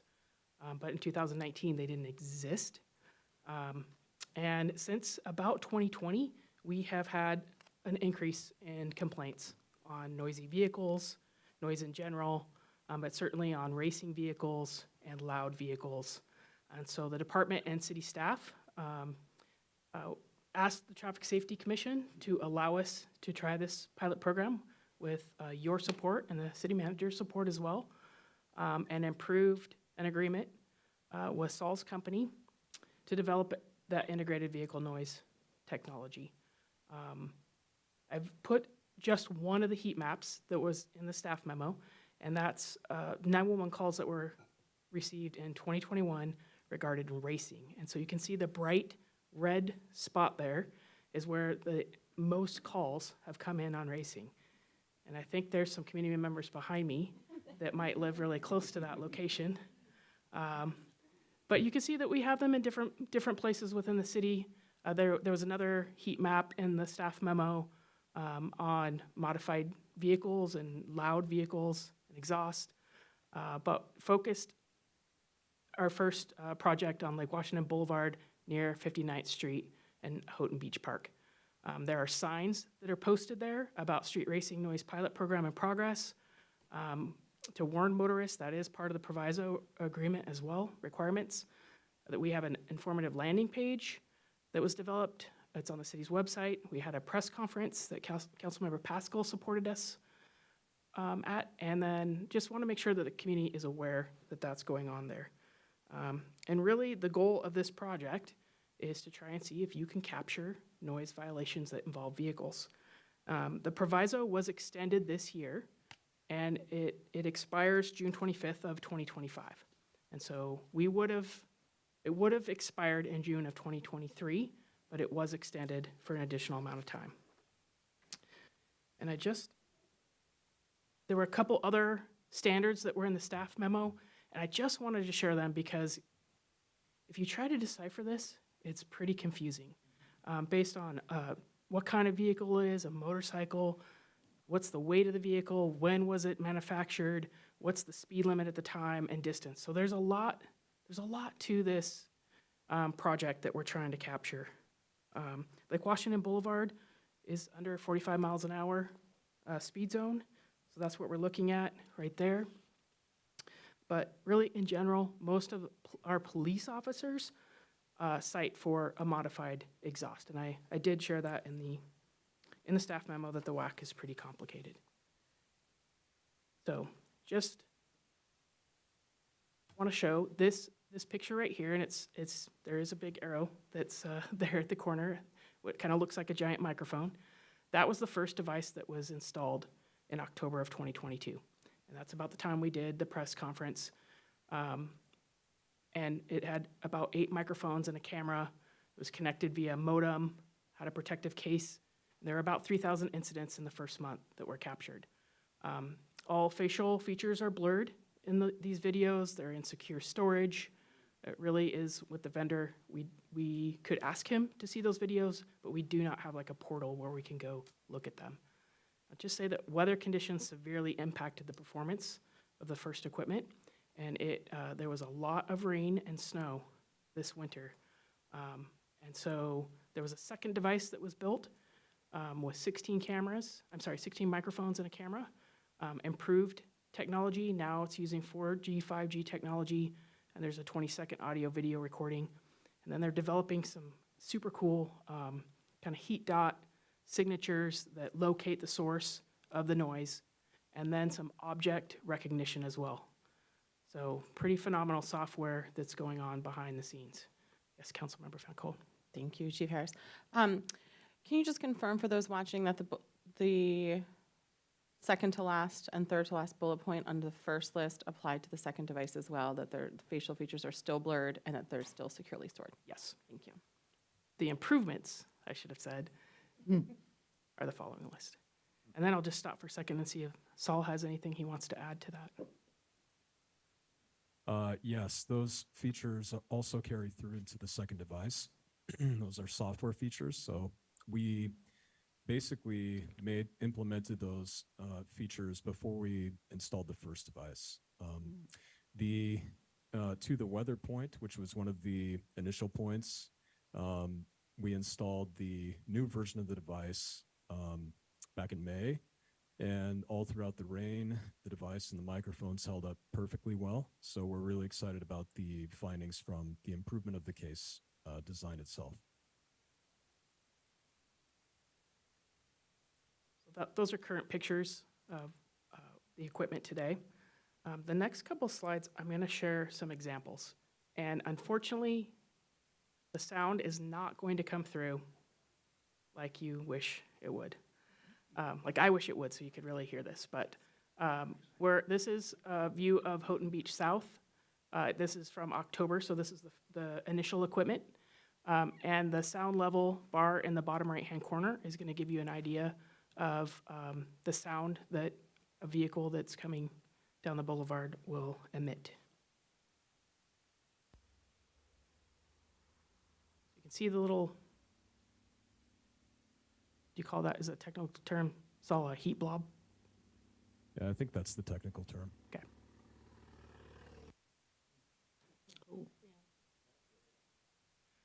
So I looked and believe that this should be 80 or less decibels based on that vehicle.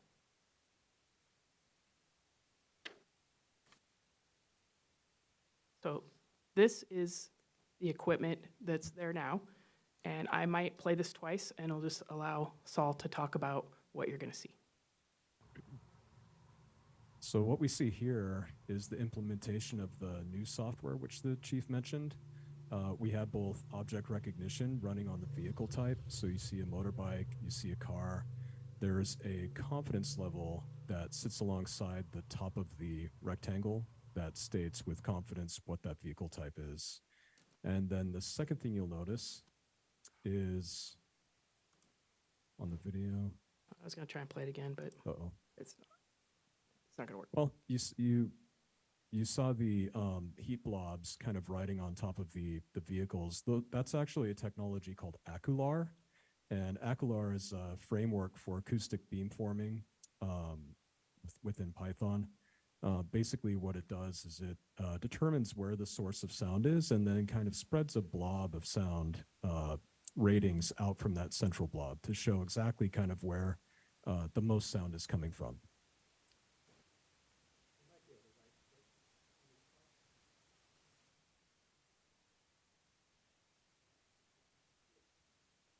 And we also made some refinements to the user interface and also to the portal, which we're not sharing the portal right now. But here we go.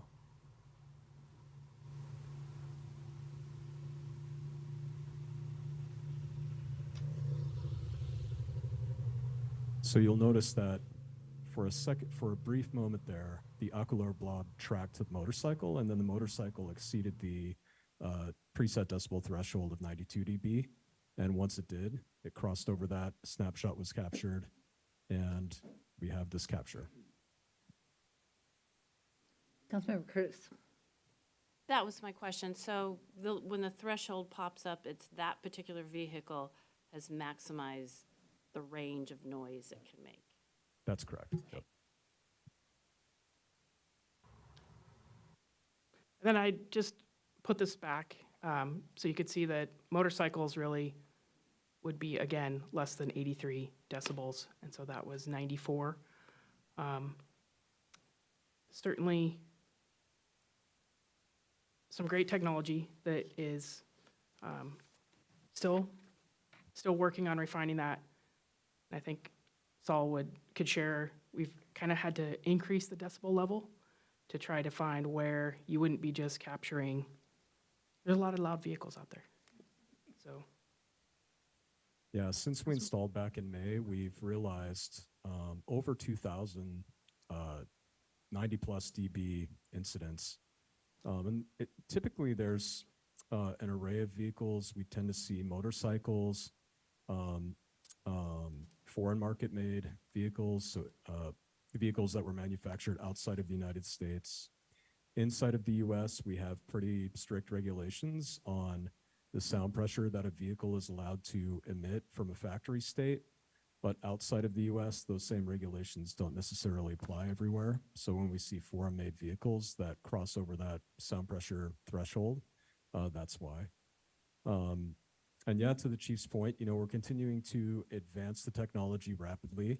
We have quite a few things in progress right now on the development side that are going to continue to refine and advance what we're doing, and we're really excited to start showcasing it more. Thank you. Councilmember Black. Thank you, Madam Mayor. Thank you for this presentation. A quick question about the technology. Is the technology able to zero out background noise. So are those, for example, another way to ask my question is, are those decibel numbers we're seeing, does that include an underlying amount of background noise? There is background noise. It's road noise. So with acoustic beamforming, the way that it's triangulating in on that sound source is once it picks up, once one microphone picks up that the sound pressure is rising, all of the microphones beat in on that area. So we're able to get a general feel of specificity, even though it does include some background noise. So what we do is we find a sound setting for what road noise typically is, and then we just adjust the algorithm based off of that preset sound pressure reading. So. And one quick follow-up question, if you don't mind. And when everyone who's lived in Western Washington knows when it rains, it's louder. And so are adjustments made based on weather conditions, particularly rain, which we do, of course, have a lot of? Absolutely. Yeah, so we're basically doing the same thing that we do for road noise for rain. So we're taking general readings of that, and we're modifying the algorithm to include the deduction, basically, of that average sound pressure so that we can get a clear view of what that plus the road noise plus the aftermarket exhaust plus, noise from the vehicle looks like. So we're really trying to beat in on exactly where that sound's coming from and trying to obfuscate anything else that's not directly related to that sound with that algorithm. Great. Councilmember Pascal. Yeah, thank you for the presentation too. Very interesting. Just a couple of questions and a couple of statements. One is, one of the complaints that often people will cite when they get caught by like radar for like speed enforcement is they'll cite that calibration of the device was incorrect. How do we go about making sure that this device is calibrated, or that we can prove that, down the road? That's probably something that you'll be looking at later, but is that something that you're thinking about and being able to prove? Absolutely. And the good thing about our device right now is we can calibrate it remotely. So we could calibrate on a continual basis, if that's nightly or if that's weekly or whatever we need to do in order to meet that threshold of accountability for calibration. And I would add that there will additional tests that will need to occur to ensure that this would actually hold up in court. The law doesn't currently allow us to issue violations. So that would also be something that would need to occur in the future, is actually some kind of legislative action similar to what we have for school zones and other speed zones, construction zones, and other automated technology. So that would be a change that would need to occur in the future as well. Right, yeah, thanks for raising that. So the other part of it would be the automated technology around taking a photo of the license plate and then someone getting a ticket in the mail, similar to the traffic safety cameras. So my understanding, and just kind of if you do a search on the web, is that other communities have done this or implemented automated noise enforcement. Quick search will show like Knoxville, Tennessee, New York City, and other cities across the United States. And I remember when the press release was issued, I got some emails from just random folks that were really interested in this, like a professor at University of Texas that was doing research. So have you had discussions or coordination with other companies that already do this, and are we learning from their experiences so that we can kind of take the ball and kind of move it further down the field, so to speak? Can you share a little bit about what conversations you've had? Yeah, that's a really great point. There have been trials, there have been other pilots. I think what we're doing is substantially different in terms of the core technology stack. A lot of all of the pilots that we've seen so far, all three, have used basically OTC microphone arrays to basically do something that's far more complicated than what an over-the-counter microphone array would do. So we've built custom software and custom hardware to basically solve for that really tricky problem of triangulating exactly where the sound's coming from. In addition to that, with the hardware component, we're in a really interesting environmental space up here, weather-wise. So with the first device, we learned quickly that microphones get really wet. And once they get really wet, they don't work and they need time to dry out. And I don't think other pilots have necessarily encountered that. We did, and we faced it head on. And I think we built a solution now with the case enclosure where we can accommodate rain, we can accommodate ice, and time will tell. But I think we're really confident in where the device is at right now with regards to that weatherproofing element. The other thing that I think the team is doing a really good job of right now is listening to other cities and talking to other cities and getting feedback on what worked and what didn't work. And so we're taking all those learnings in and using those learnings to advance the technology and also our IP. So I think we're in a really good spot. And I think, yeah, I'm really excited about, continuing to evolve the technology with the city of Kirkland. Well, yeah, that's great to hear that you're learning from others. And we're building a better, I don't know, lack of a better term, mousetrap. I guess I just want to express my support and really appreciate all your work on this. Really interested in making sure we advance this, that we provide the information necessary to, for others, the legislature, I guess, to approve it, and for the Traffic Safety Commission to actually sign on to it, right? As, hey, this is something that we should support as a commission office, since they essentially oversee these things across the state. So anything, and as a representative that is on a Traffic Safety Commission council, we talk about these things all the time. So if you ever need any help advocating at the commission office, it's a pretty small office. So the staff that support us on the council are the same staff that you're probably sending this information to. So be happy to support you. Thank you. Thank you. Thank you. Councilmember Falcone. Thank you, Madam Mayor.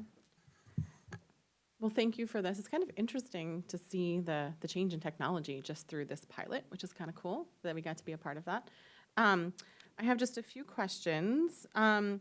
In watching the video, it looked like it was tracking vehicles going both directions. Is there ever an instance where there's two vehicles simultaneously in violation at the same time? And are we able to differentiate those with this technology? Right now, we're basically tracking to a single incident within a 20-second period. So 10 seconds leading up to the incident and then 10 seconds after. If another vehicle crosses the threshold during that 20-second period, right now we won't capture it. Technically, it's feasible if we add another camera to the stack, and totally doable to add another lane facing maybe the other direction so we can have multi-lane support. And that's definitely something that we're actively testing right now and trying to productize, is being able to capture multi-lane and multi-incident simultaneously. Great, thank you. Another thing I hear from folks in the community is that they're concerned about this being an equity issue. I saw in some of the slides that you had about different ages or when the vehicles were manufactured. Older vehicles tend to be a little bit louder. And I guess I want to understand the assumptions behind that a little bit more. Is that if it's a perfectly well-kept vehicle that's in good condition, that's an older vehicle? Because what I hear from folks is that some older vehicles that tend to be not as well kept, that folks can't afford to keep up as well, are significantly louder than well-kept vehicles or newer vehicles. Is that the case? I just don't know enough about that to really know if that's, if older vehicles that, again, someone can't afford to keep up might be louder, even if they didn't modify it. They're not trying to have a loud vehicle. They're not racing. It's a valid concern. Yeah. And I think, we're kind of leading with equity at the front of what we're doing. Obviously, with cameras and microphones, we don't want to import any kind of bias. The codes that we're sharing are from the Washington State Code. So those are predefined Society of Acoustic Engineer tables that outline basically what those thresholds are set legally. But we have the ability to import those and then basically decision off them. But technically, it's really a policy issue, and I think we'll try to accommodate as much as possible. Chief, if you have anything else you want to add to that. I think that automated enforcement provides, it's the equity of the future. Because if you can't afford to fix your car and it's defective, that is a violation under the law. Or you've modified it because you can't afford to buy a foreign import and you want it to sound cool, then you modify it. And that's much more easier for an officer to see and understand and write a ticket for than trying to have some kind of noise reading device and understand that they're 50 feet away and what's the age of it. So I think there's more equity in automated enforcement than there is in an officer trying to make those determinations and use discretion on the street. Yeah, that's a good point. I mean, the feedback I heard wasn't necessarily comparing officer enforced versus automated, but just in general. So I just wanted to understand that better. Thank you. And then my third and final question is, can you talk to, you spoke about the future of the technology, right? And some of the potential future implementation if state law were to be changed. Can you talk about what the next steps are for Kirkland specifically? Like what are our near-term next steps? So one of the things that we, in the contract that we identified was doing the study on Central Way as well. So that's still on our to-do list with the project.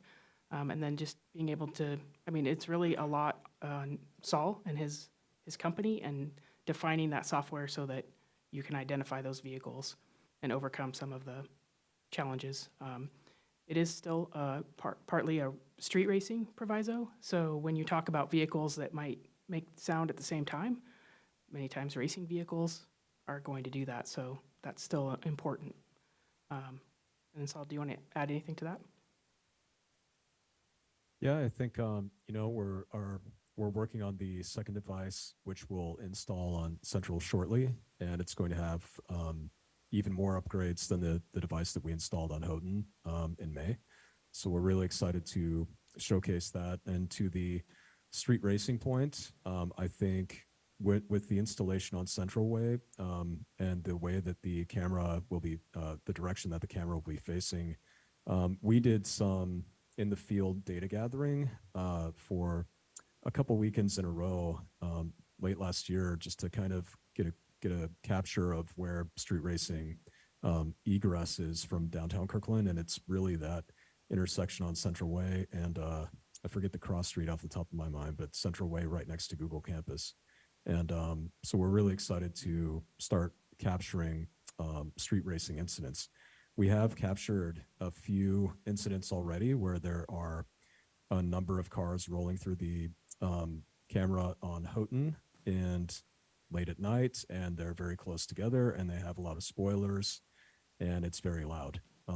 So we're really excited to get that second device up and then start capturing basically more of those high sound pressure incidents of 90 plus, 92 dB plus incidents.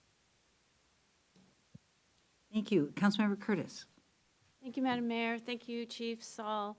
Saul, I used to work in product tech, so this whole conversation is taking me so far back. And this is the most enthralled I think I've seen an audience in a very long time. So, and I live in Houghton, so I hear you and I hear it. So I just want to talk about the technology is still evolving. We're learning really important things. We're looking at data trends, though. Are we getting reports out of what we're seeing on the street? Obviously, we can't enforce any tickets, but we know how many cars and what decibels are going through, right? Yeah, and the data that we're seeing is pretty much the data that we predicted we would see. Yeah, we're seeing aftermarket modifications, loud bikes, and street racing vehicles. And the data reflects the complaints that we're getting too. So I assume the people that are watching this and they're in the audience are like, this is really great, but when are we going to start being able to write tickets and warnings and so forth? So we are continuing to do our enforcement while this is going on. Yes.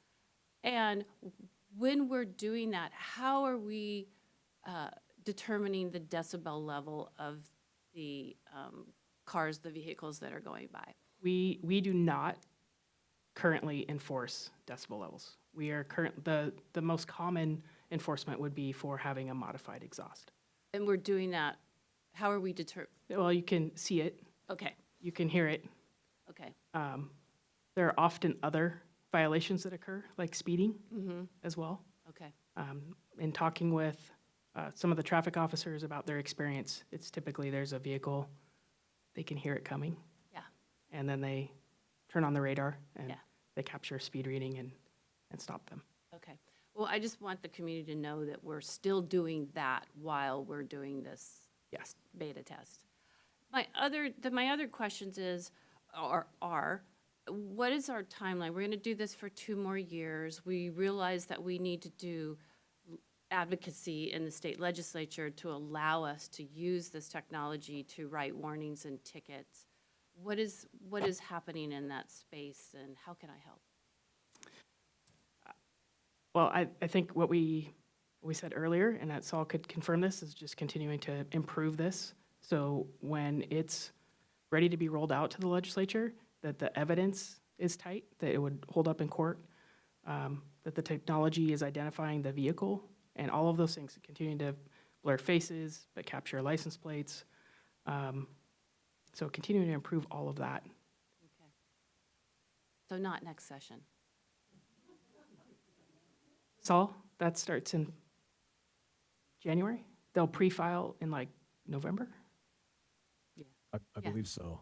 Really, it's a matter of us iterating the technology as fast as we can and getting to a point where there's just general consensus across the board that we're ready to move into that next legislative conversation. We're ready, I think, to continue to demonstrate that we're capturing vehicles making loud noises. And there's definitely some policy considerations that go along with what constitutes a ready state. And so I think we just need to continue to have those conversations with legal policy and, get to a point where we're ready to present. And if that's next session, then maybe it's next session. I think we still have to have those conversations, though. And I was teasing a little bit about next session, but I agree with Saul and that it's time to start having those conversations. So, okay, thank you. Before I call on Deputy Mayor Arnold, Saul, just a quick question. Have we identified legislators that we're going to be working with?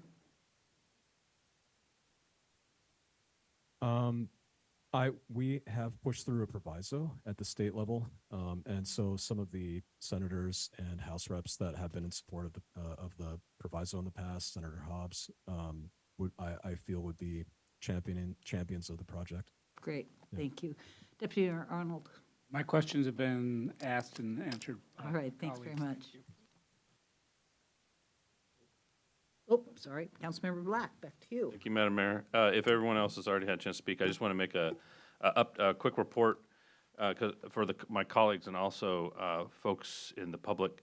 I want to let you all know that I've discussed this pilot project with the Sound City Association members of the Regional Law, Safety, and Justice Committee, which I chair that caucus. And they've expressed a great deal of interest in hearing about our pilot program. Me and Chief Harris are going to be giving a presentation next month to the Regional Law, Safety, and Justice Committee. So that's folks from many different jurisdictions and many different organizations.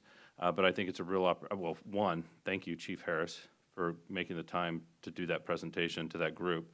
And I think it's really important for some of the reasons we've discussed that this ultimately is going to require some energy from not just from Kirkland, but from the broader community, including, bringing some energy to the legislature on the issue of enforcement. So I think that'll be a great opportunity for Kirkland to show what we're doing and to start that discussion. So just want to make sure everyone's aware of that and also to thank Chief Harris for that effort. Absolutely. Thank you for sharing it. And I think we are done with questions. All right, thank you, Saul. Thank you, John. Thank you, Saul and Thank you, John, for everyone. joining us. Sherry, are you just going to stay? Moving right into your next topic? Okay. City Manager, did you want to introduce it?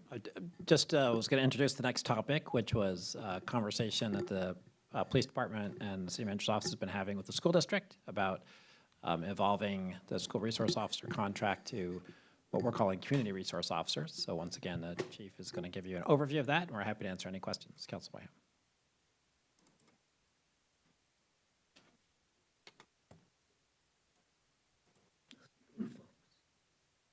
All right, I believe that's sharing screen.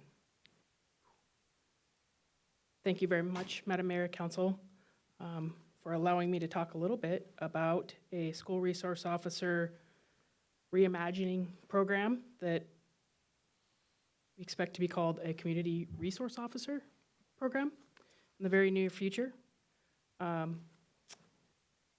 This is a partnership that we're working on with Lake Washington School District.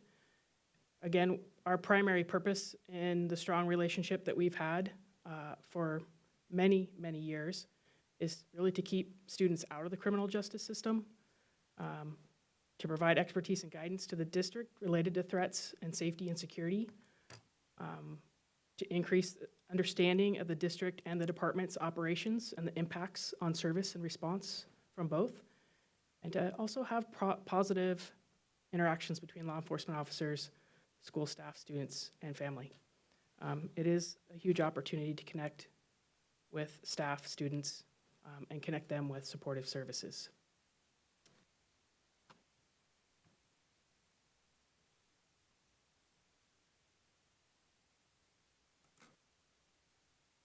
So just a super brief history that I wanted to share, that we, for a very long time, have had one SRO, and then in 2014, increased the number of school resource officers to 2. And then in 2018, that program was expanded after the passage of Proposition 1 for enhanced police services and a community safety measure.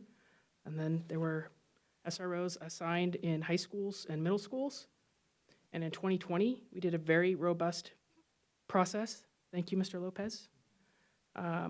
And with an SRO task force and a pretty comprehensive report on best practices that provided some recommendations on improvements for both the city and Lake Washington School District, intended to do additional community outreach, and the pandemic really halted most of that, really hampered our ability to do community outreach and do that with the district as well.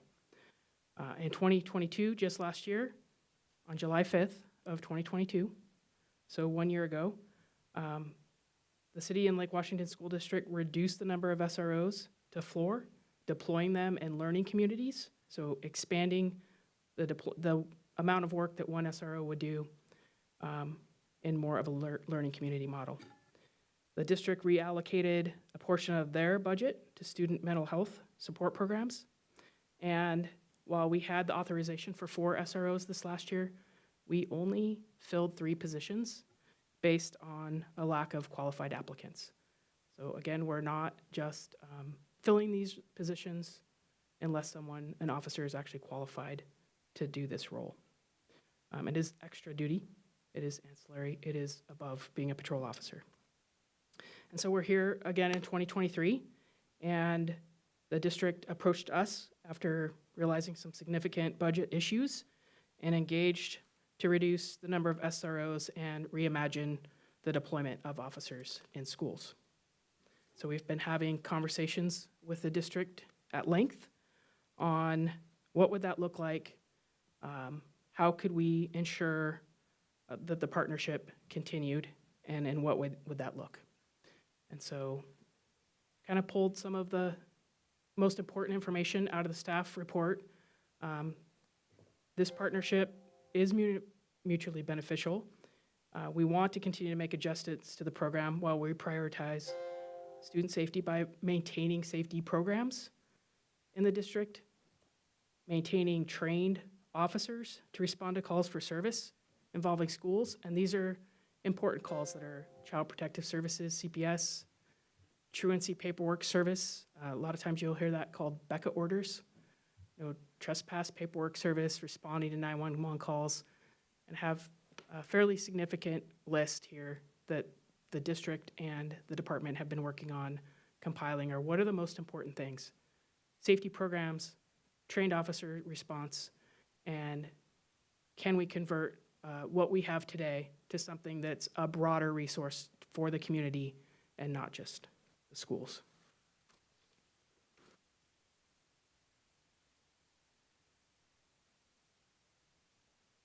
So our proposal is to convert SROs to what we would call community resource officers and maintain all training and certification and be the first point of contact between the department and the district on law enforcement issues, but not be stationed at any one school.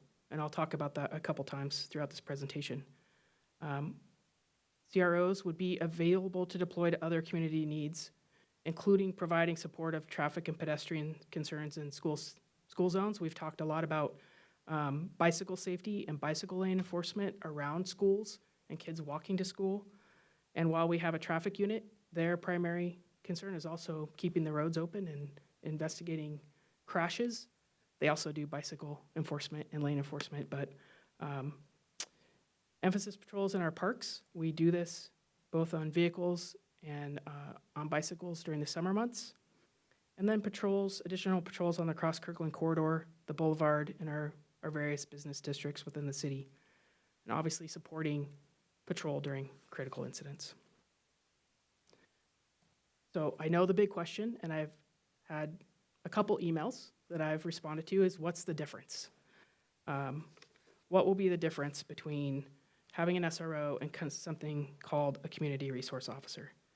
And they will still provide engagement and safety programs to all the schools and not be assigned to just one school. In 2012, there was one SRO that primarily bounced back and forth between the high schools. And then at 14, there were two that were just at the high schools, and we've expanded since then. And this last year, that changed dramatically in that they're working in the learning communities. So that step has already been taken to where we're going.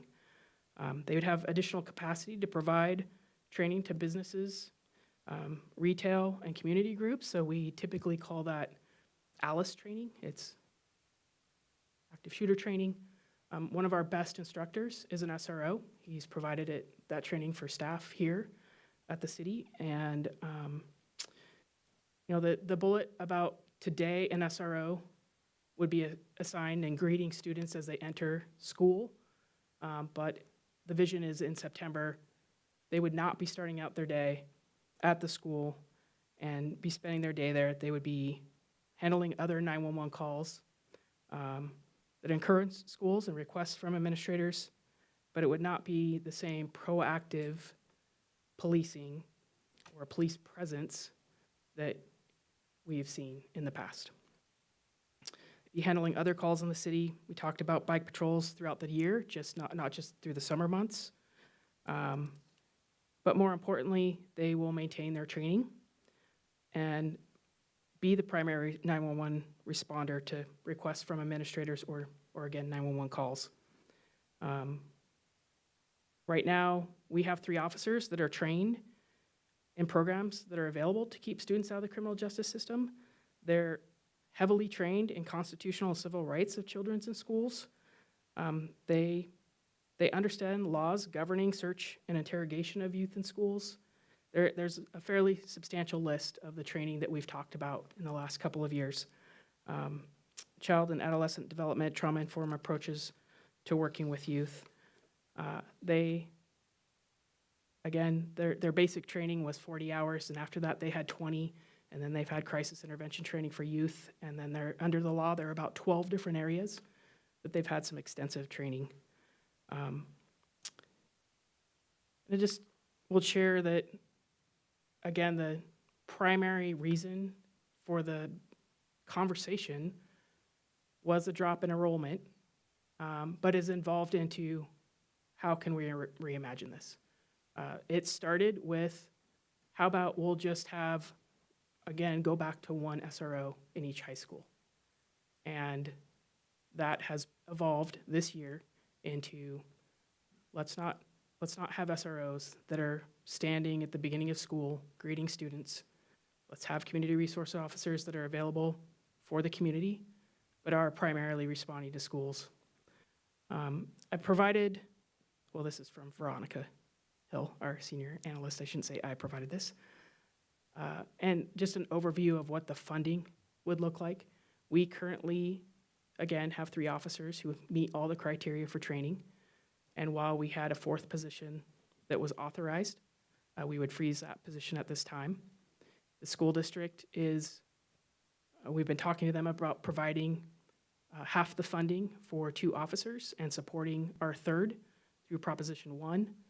We have the most schools in the district, and there's really just one SRO that has been active in Redmond and in Sammamish. And then in King County, they have not had support from the King County Sheriff's Office. Not that they don't support it, they just haven't had the staffing. So working with our neighboring cities, the chief in Redmond has supported a similar model of a community resource officer, not just a school resource officer. But this does pose some additional money out of Prop 1 that financial staff have said that there are reserves there that would cover this. And we're still negotiating with the district in what does half of one officer look like. So that has not been finalized.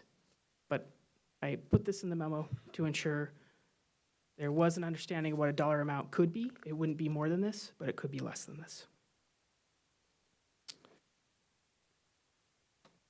So that's the broad overview. And I can stop sharing, because I imagine there's questions. Carrie, I'm going to start us off. I just have one question with regard to a comment and a question. The question is, do we provide mutual aid to the other districts? We don't necessarily provide daily mutual aid. In a critical incident, absolutely. We do cross-training. I'm thinking in terms of schools-oriented problems. So if Sammamish had an issue in a school that would be appropriate for a school resource officer to intervene in, or for a community resource officer. Yeah, if the chief called and said, I need mutual aid, I need some help in whatever that problem might be, if we had the capacity, we would certainly help them. There are times where investigations cross over. There are families that live in the district that their kids go to different schools. So there are times when Child Protective Service, CPS investigations aren't just in Kirkland, and we partner with other agencies. That certainly happens. And certainly in a critical incident, we would be sharing resources for sure. Great, thanks for We've that. shared training as well, done cross-training. Okay, and just as a comment, thank you.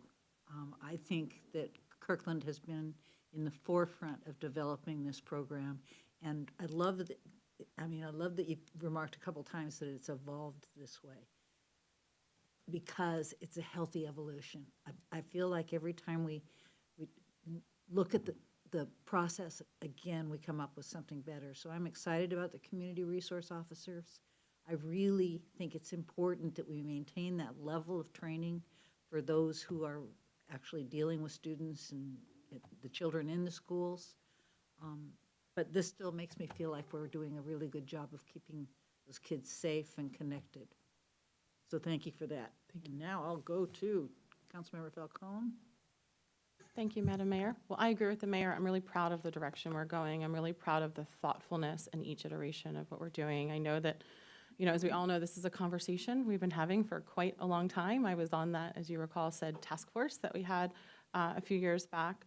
And it's not always an easy conversation. There's a lot of really different opinions on this, and I'm really proud that we're working together and really finding something that's best in keeping the student safety in mind and the school's safety in mind. So thank you for that. I really do appreciate that.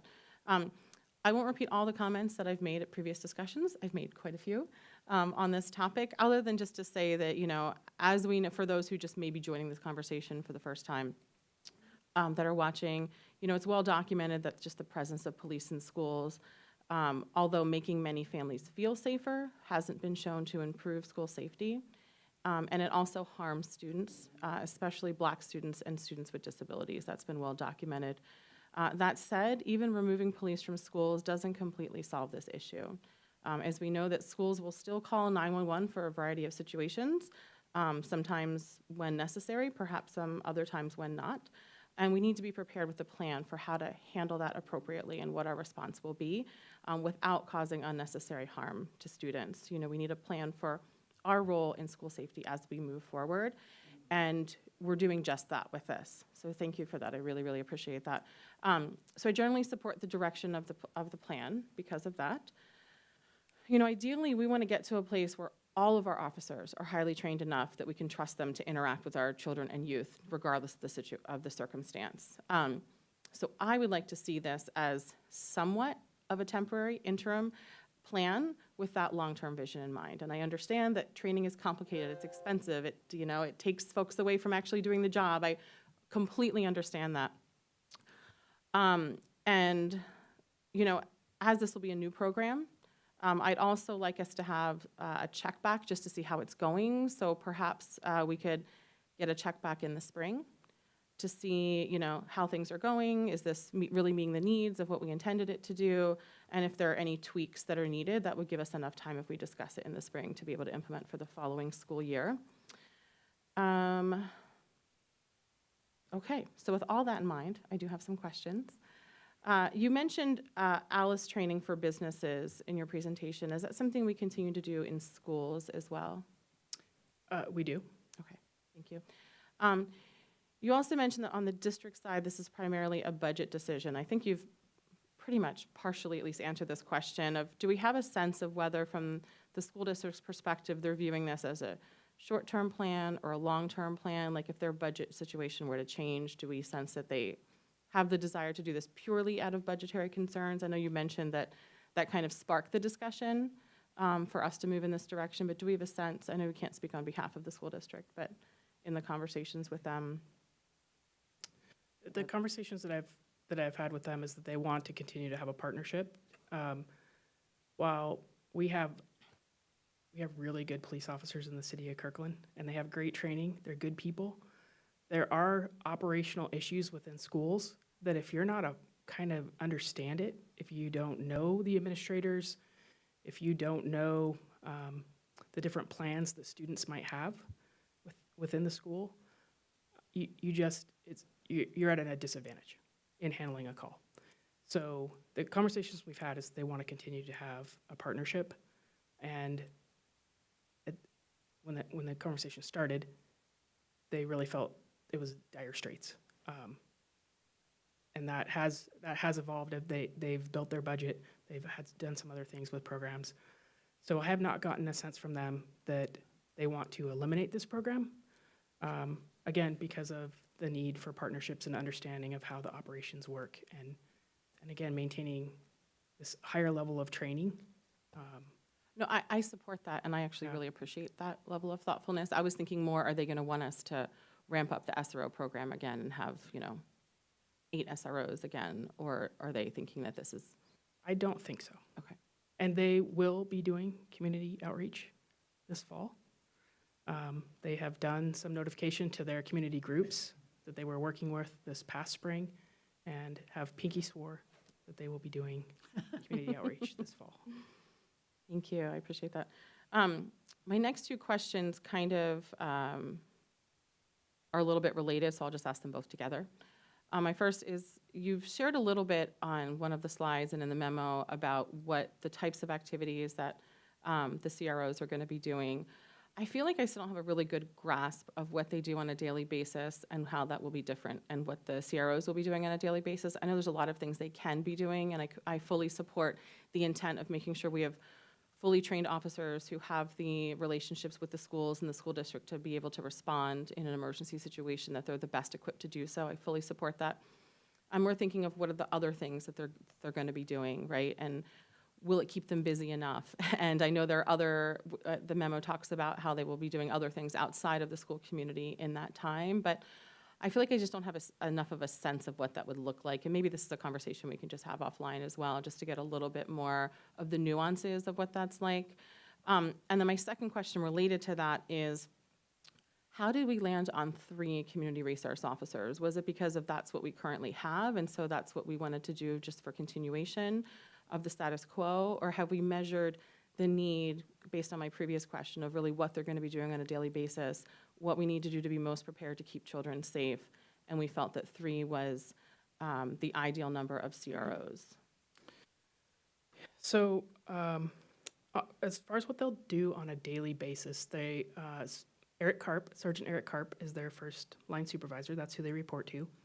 And we're still revising a job description that needs to be bargained. That's a change of working conditions and what that will look like. But have had some pretty strong agreements on the type of work that could also benefit the community and benefit patrol. So again, CPS complaints and a lot of things that are involved. CPS is a big one, that if you talk to a detective or you talk to a patrol officer, they're very thankful when we have SROs to help with those calls. But then assessing, it's school's open and it's September, let's do some bike patrol or let's do some enforcement as schools are coming back. And we typically have additional complaints during that time about traffic flow in and out of different schools. And there's really not enough people to address that. But I really delegate to Eric to set kind of the stage on what does the week look like? What are the projects that are occurring? What are the presentations that we're doing this week?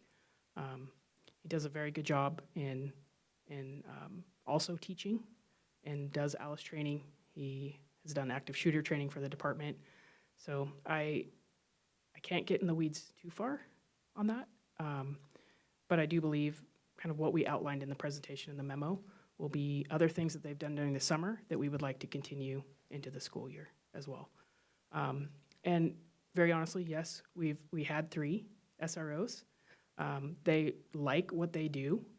They're all very well trained. And so I certainly was looking at the number of schools that we have in the district and the number of activity that we've had in the last couple of years as we've come back from COVID last year and this year, and ensuring that we continue to have trained officers to respond and not losing the opportunity by, I guess, reassigning one back to patrol or eliminating a position. So that's not necessarily data-driven, although there's still, you can look at the SRO dashboard and the report, I think there are 179, 176 reports. That's now over 180. So that is updating all the time. There's another arrest that occurred of an adult based on a CPS investigation that shows up on there as well. So there is a lot of activity still that would fall to patrol if there isn't designated responders to handle those calls. I think it'd be helpful, especially for the community, to support like additional funding for this program as well, above and beyond what we're currently funding for the SRO program, to have a little bit more detail and justification as to why we're recommending 3. I think that'd be really helpful to come back to us with that. Another question I have is, and this is perhaps something we can come back with, is really looking at our policy of how we respond to schools and really taking this opportunity as we're re-examining what our plan is, right, with a different type of officer and a different type of program. When we won't be there, kind of boots on ground on a daily basis, what that response will look like. And is there anything that we can examine that we can improve? For example, I think of like the Menchie's incident where, you know, the incident happened and we reevaluated our policy and we said, okay, that better aligns with our values, right? Have we taken a look at our policy now that things will be different? We've had SROs for quite some time and times have changed, our city has grown. So I think this is a good opportunity for us to take a look at that, at what, how we respond to calls, right? And who responds to calls.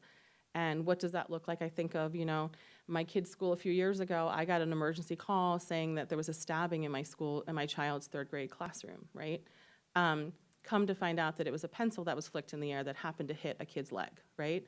And I can imagine in a situation like that, some schools and some administrators may call 911, right? And so I'd be interested. I feel like in this kind of stuff, the devil's in the details, right? I agree with this in theory, but I think we really need to evaluate to make sure that that we set ourselves up for success, given that we don't control the policies and practices of the school district and when and for what reasons they call 911 for us to respond. So let's take the opportunity to look at that.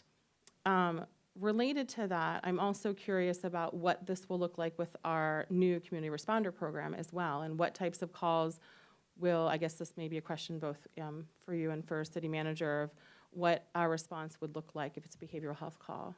Would we be sending community responders as well? Are there situations in which we'd solely be sending community responders? And just what would that interaction look like? What does that look like now, and what would that look like in the future? I think is a really important part of this conversation as well. And then finally, around training, and what I mentioned earlier around kind of the longer term vision, where I'd love to have us to evaluate at least the training that all our officers receive. I understand that the SRO training is extensive, and I really appreciate that we're going to still have qualified officers who have that training and have that skill set. I agree that's really crucial. Do we currently have a mechanism for our officers who undergo the SRO training to share some of that knowledge with their peers? Is there like a formal process where they share some of the stuff you talked about, like trauma-informed response, and some other things? And I guess related to that, what training do all of our officers currently receive related to children and youth, and how does that compare to our SROs? I wonder if there's some sort of incremental additional training we could do that we could identify that either our SROs could provide, lunch and learns, or I don't know what that process would look like. But again, just with that vision to make sure that we have, given that we're acknowledging and identifying that our SROs are the ones who are most highly qualified because of the training, and because of, selection into the program as well. But if there's some additional training that we could look at or some knowledge sharing there, I think that would be fantastic. Thank you. Councilmember Pascal. Well, first off, I just want to thank you, Sherry, and the rest of the department and the school district for really thinking through this and coming up with a plan on how to move forward. I just want to say that I agree with you. We have the best officers around. Very proud of the work that the whole department does, especially the school resource officers. I have always entered this discussion with kind of three considerations in mind. One is that if we were going to make changes, the school district had to be at the table and they had to support the changes. Second was that if changes were going to be made, that those changes really should be thought of district-wide, that one part of the school community shouldn't receive higher level service than the other. And so that should always be a consideration in how all the school resource officer or community resource officer program evolves. And we're a large school district. And then third, that regardless of any of those, that we always need to have highly trained officers that have the experience dealing with vulnerable populations such as students, and who can, and that have the characteristics to develop trusting relationships with teenagers and folks that are, that are not always easy to develop strong relationships with, even if you're a parent sometimes. But one of the biggest values that I see from a program of some sort is really that conduit between the police department and or the criminal justice system and the school administration, school community, students, families. They're very different, lack of a better term, like organizations or institutions that you don't always see into. And if you don't have folks that kind of can cross between those, it's hard to get answers or information. I'm not saying that that's right or wrong. That's just kind of how it's unfortunately set up today. And so having a way to have that conduit, I think, is really critical, because these cases are often very, very tragic and really difficult to address. And those, unfortunately, will continue, no matter whether we like it or not. There always are going to be calls for service, and it's really heartbreaking to see some of what happens, or at least have heard of things that go on, unfortunately. So I'm just really glad that we have the resources, that we're a community that helps invest in that, that we're constantly changing and trying to do better.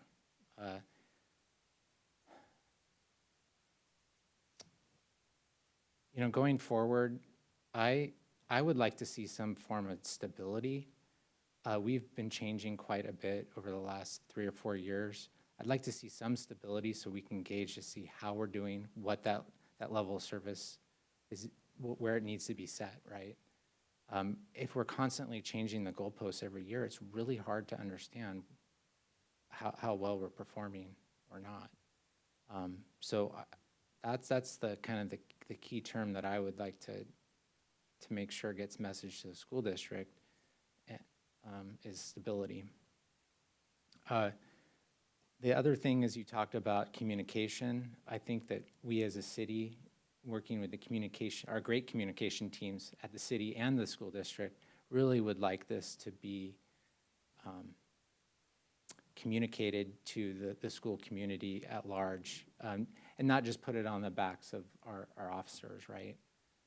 I think that's a big responsibility. I think there's going to be a lot of questions. I think there'll be a lot of interest, and I think it's really important that we're proactive.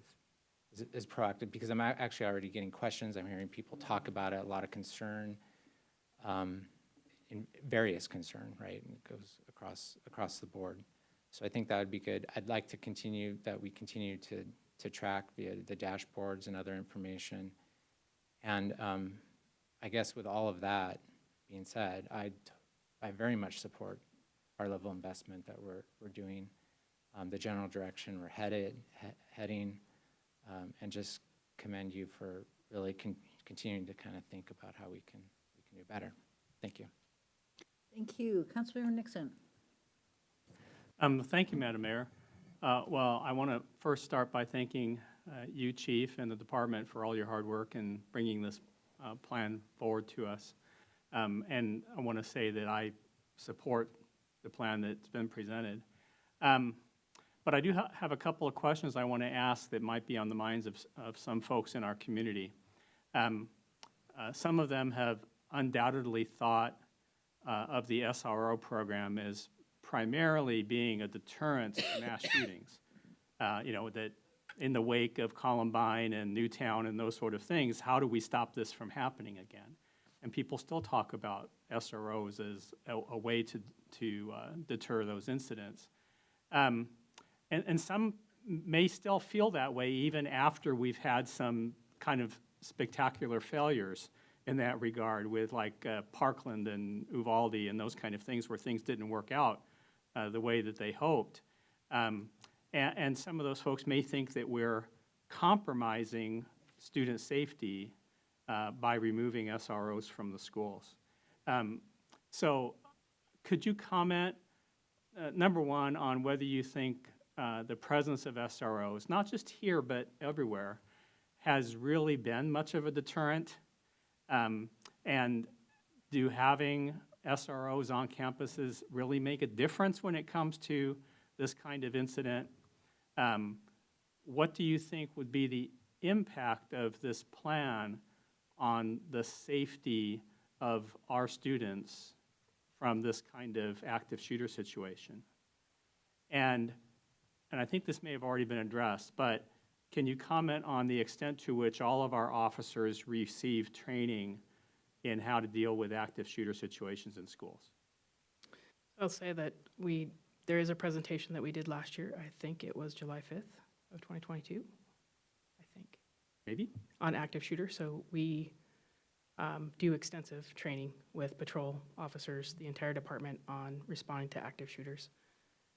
We have not had an active shooter in Kirkland, so to say that our SROs aren't a deterrent, in my experience, their relationship with administrators who are willing to tell them when they see or hear about a threat is, that's been my experience. That's what happens. Or a student will share information with a school resource officer.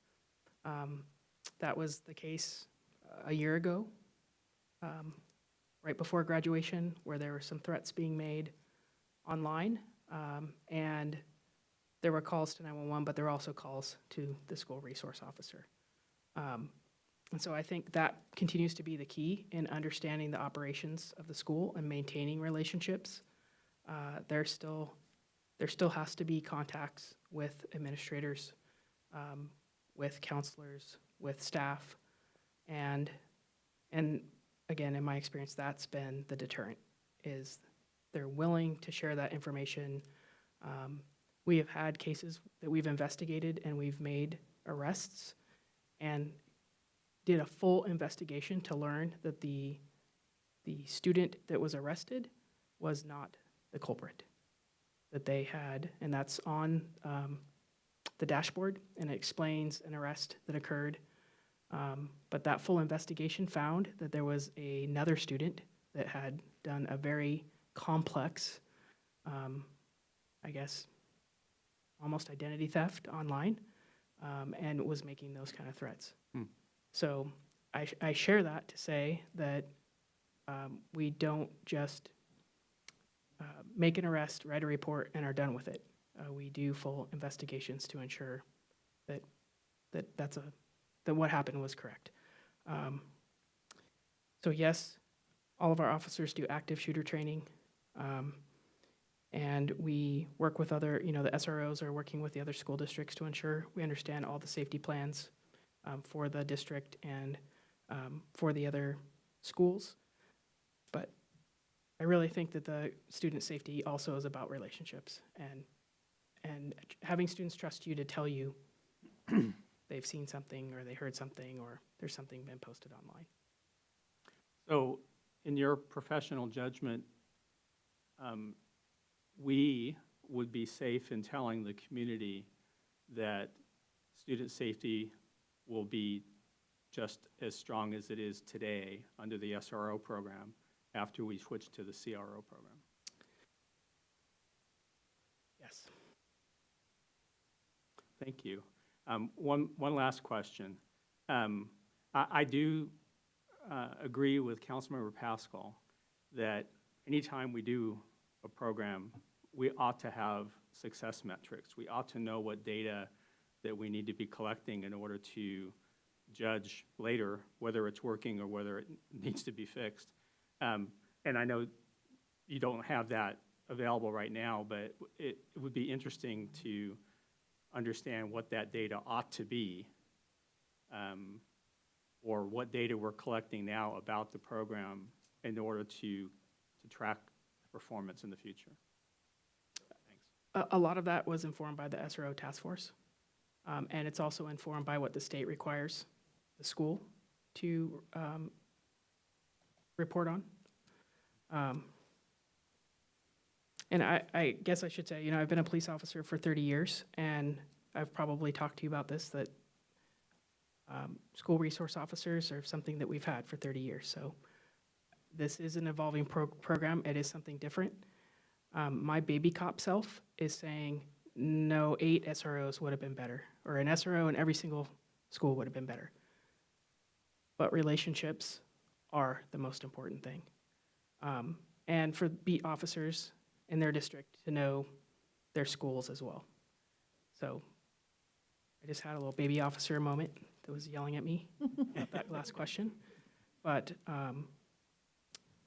it really is about having good training, having good equipment that Kirkland has, and then having good relationships with the schools. And the fact that the response time might be a little bit longer is not going to make a difference in outcomes. Well, I can't predict that. Right, it's hard to know. But I can say my experience here is that our officers, that have worked in schools have built great relationships, and information is shared with them. Because they know we'll do something with that, and if it's wrong, we'll do something with it too. Thank you. Thank you. Any further questions? Well, thank you for, Councilmember Curtis. Thank you, Madam Mayor. I don't have a lot to add. I just want to say thank you to you and the city manager and everyone involved in this program evolution. I think this is a Kirkland initiative future conversation, because all of these policy decisions and changes are complex and they have a lot of stakeholders. And as Councilmember Pascal said, we really want to make sure this was a collaborative process. So I support this change. My one question is, we will maintain the SRO dashboard, but we will rename it, so we will continue to look at these stories and this data, correct? Yeah, we'll definitely track that. Thank you. Great. Thank you very much, Sherry. And I'm glad we didn't keep you up too late. So I believe that takes us to item 8H1. Yeah, so obviously this was moved off consent. We don't have a formal presentation, but Deputy City Manager Jim Lopez here to help me as well. So the request was for additional money from council contingency in order to have our consultant do some additional public outreach we didn't originally anticipate. That's primarily the work for the town hall that we have set up, having them available for a couple hours, presenting their findings and answering questions from the community, and then the follow-up to those questions, as well as a detailed presentation to the city council at a study session. So we did spend all of their current budget getting the study done. It's finished. It should be out to the council either late tomorrow or early Friday, as well as out to the community. But so that was the request. The request itself is not for any additional actual studies and evaluation. It's to have them available to make the presentations. So, and then the fiscal note, as you saw in the council policy, you need to make a request at one meeting and then action at a following meeting. So the study session, the fiscal note item on consent was permission to come back next council meeting with the approval. So happy to answer any questions about that if council has any. Any questions? Does somebody want to put this on make a motion to approve it? Councilmember Nixon. So for the city manager, I misunderstood. I thought that we were going to be taking a motion and voting on the fiscal note tonight, which is why I asked to have it pulled. Is that what you want to have happen?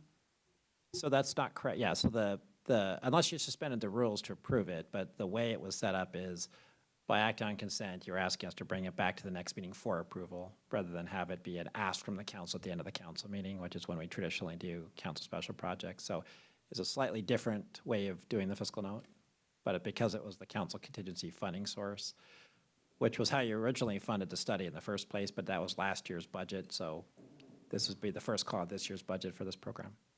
Yeah, so the fiscal note was to say, come back next week for action on July 18th. So do you want to wait? Well, I mean, if somebody wants to move to suspend the rule so it can be moved, the fiscal note can be moved tonight, that would be fine too. It would take it off the agenda on the 18th. I'll move that.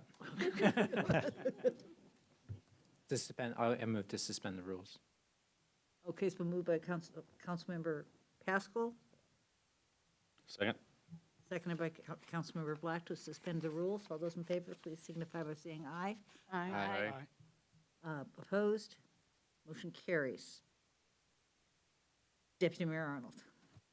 I move to approve the fiscal note to extend the contract of our Park Lane consultants to support our town hall. Second. Moved by Councilmember Arnold, seconded by Councilmember Pascal. Discussion? To Councilmember Nixon. Thank you, Madam Mayor. We got there. Thank you. So as my colleagues may remember, when the original $75,000 for this study was on our agenda for approval back in October of 2022, I opposed it then, and I voted no. And interestingly, I had to ask for it to be moved off the consent then, too. So you might keep in mind, this is something that you shouldn't put on consent. But to be consistent with my previous position, I also should oppose extending and spending more on the study, so I'll be voting no on the motion. Thank you. Any further discussion? Councilmember Black. Thank you, Madam Mayor. I just want to explain why I'm going to support this. This is really making the work that ultimately, at the end of the day, I'm on record as saying that I, saw other ways we could have spent the $75,000 rather than on a consultant on Park Lane. But that said, we opted to do that, and I really feel like the town hall meeting, which is an opportunity to really hear from the public, the opportunity to follow up on those public questions that we get at town hall meeting, and then the presentation to the council, which is also really a presentation to the public.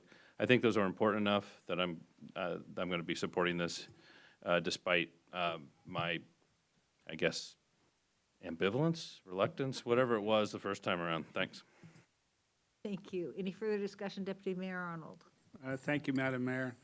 We've heard a lot from the community on both sides of this. I'm looking forward to hearing from our consultant, who we've asked for options for seasonal or full closure, and have that conversation with the community, with the town hall. This is clearly something of interest, and I want to make sure that we have support of our consultant team through the end of this process in September, as outlined in the memo. Thank you. Thank you. Question is on the motion to approve the fiscal note for the future of Park Lane study. Moved by Councilmember, or Deputy Mayor Arnold, seconded by Councilmember Pascal. All those in favor, please signify by saying aye. Aye. Aye. Opposed? No. Motion carries 6-1. Thanks for letting me get that on the record. Thanks for getting it off the 18th agenda. Okay, that takes us to item number 10, City Council reports, and I think I'll start this week with Councilmember Nixon. Well, thank you.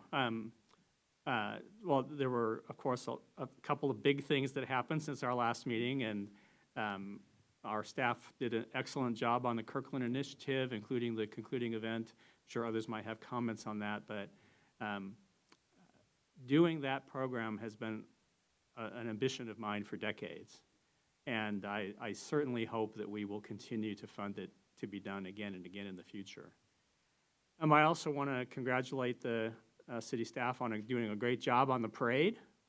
I know it was a huge learning experience for them, and a great deal of effort went in. I noticed that the parade rules were like 5 times as long as they used to be under KDA. But fortunately, we didn't have to modify anything that we did. But just a great job, and I think the community really enjoyed it. I mean, obviously there are some folks who would like to see fireworks again, and we could have that discussion in the future or some alternative, but just a great job. In terms of looking forward, we have 2 events coming up before our next meeting. The grand opening of the Totem Lake Connector, which is this Saturday at 2 p.m. And then we also have the grand reopening of 132nd Square Park on July 15th. And for both of those, haven't heard a whole lot of details about what expectations are of council members for participation in the event. Are we going to try to coordinate dress? Those sort of things. I understand for the Totem Lake Connector event that we will have parking spaces set aside at the Parks Maintenance Center. I did hear that. But just wanted to put a bug in the ear of Jim or Kurt or David to tell us what you expect from us at those 2 events, okay? We'll for sure do that. Yeah. The last thing that I wanted to mention is we got an email earlier today about someone complaining about their neighbor putting out food for wild animals. And it's not a high priority issue, but I got started thinking about what I would feel like if my neighbor was doing that, and it would be an issue. And I did some research, and I think it can be addressed under the current property maintenance code. But it's not explicit. The property maintenance code is kind of an oblique way of saying, well, because you're putting food outside, it might attract rats, and attracting rats is illegal. right? As opposed to what Bellingham and Ocean Shores have done, which is clearly state you're not allowed to feed wild animals within the city limits. And I think this is something that we might want to do. I don't feel, though, that it rises to the level of doing an LRM today. And the deputy mayor mentioned earlier, we need an LRM on LRMs. What I think we might need is some way, some repository of issues we want to take up in the future when our active list of issues has been somewhat depleted, right? I think you know what I mean, a queue of issues to take up. And I would put this on that queue to take up in the future. But I don't, because the staff is so busy with so many things right now, I don't want to move for an LRM. But I do think that's a very interesting issue. I think it happens more than we think about, and I think that it does increase the number of kind of nuisance animals going in people's yards and the danger to pets and those sorts of things. So if we can put that on that chalkboard someplace, that would be helpful. Thank you. Yeah, we do keep a running list of things like that for like miscellaneous code amendments and other updates, and so that'd be the kind of thing we can, as we're opening those up, we can just kind of knock some of those out. Yeah, I mean, if you can let us know what the formal process is, I'm a formal process kind of guy. I'm sorry. But, if it really is, we just mentioned it to you, Kurt, during our one-on-ones, that would be fine too. But if there's some other way you want us to be able to submit those kind of things, I'd like to know what that would be. Thank you. We'll think about that. Yeah, I think it would be great to take a look at that, because we are LRMing ourselves to death, or not inundating you with LRMs. But I think it would be good to see a running list of issues that are out there, and maybe when we do retreats or when we do those kinds of things, have those at the ready. Because things probably fall off as well as get picked up in regular updates. Okay, Councilmember Black. Well, thank you, Madam Mayor. Yeah, I wish the person who put out peanuts in my neighborhood would stop doing that. Because I end up with peanuts all over my yard, all over my deck, all over my porch. The Kirkland initiative, wonderful staff. Thank you. Amazing. 4th of July parade, wonderful staff. Thank you. Just really amazing. I wanted to report back to my colleagues about the middle housing panel that I spoke on at the Association of Washington Cities Conference in Spokane last week. I just want to report back that Kirkland's 3 years of experience with middle housing since we adopted it in 2020. And specifically the many interrelated reasons why we prioritized the encouragement of middle housing were really well received by the audience at the Association of Washington Cities, which for our public, those are attendees from many jurisdictions, through city jurisdictions throughout the state. So that was a really well-received panel. If anyone has any questions about that, let me know. I'm going to spend a little bit of extra time on the Racer Principals Assembly because it was the first of its kind, and because I know that the Racer agency is really important to the city of Kirkland and my colleagues on the council. So, last week we did have the Regional Crisis Response Agency Principals Assembly, and I just want to report that it was very clear from the discussion and from the presentation by the executive director of the agency that the agency is in very, very good hands. And the priorities that the council and the city of Kirkland established with the creation of the Community Safety Initiative in 2020 clearly remain the priorities of the agency. That includes a direct civilian response to certain calls for service. That also includes 24/7 coverage, at least in the form of an on-call mental health professional during the hours of 11 p.m. to 7 a.m. Whether or not the type and number of potential calls for service during the early morning hours justify a night shift, like an actual mental health professional on shift, is actually part of a current detailed analysis that the agency is undertaking. So it's going to be conducting that analysis to determine whether it needs to add the MHPs necessary to have that, not just an on-call MHP, but actual an MHP on staff. I know that's something that we've talked about a lot. It was part of the community service safety initiative that we adopted, and it's important to all of us. The agency is going to be reporting back the results of that to the partner cities once we know a little bit more about that. The executive director is very committed to the safety of the agency's mental health professionals, even while setting a goal for the direct civilian response and the 24/7 staffing that I just mentioned. Agency's also really committed to its community advisory group. And as a reminder, that's an advisory group of persons with lived experience. And it's clear that the executive director of the agency is committed to that group, and it reports that group has been really important in developing the current agency's plans and programs.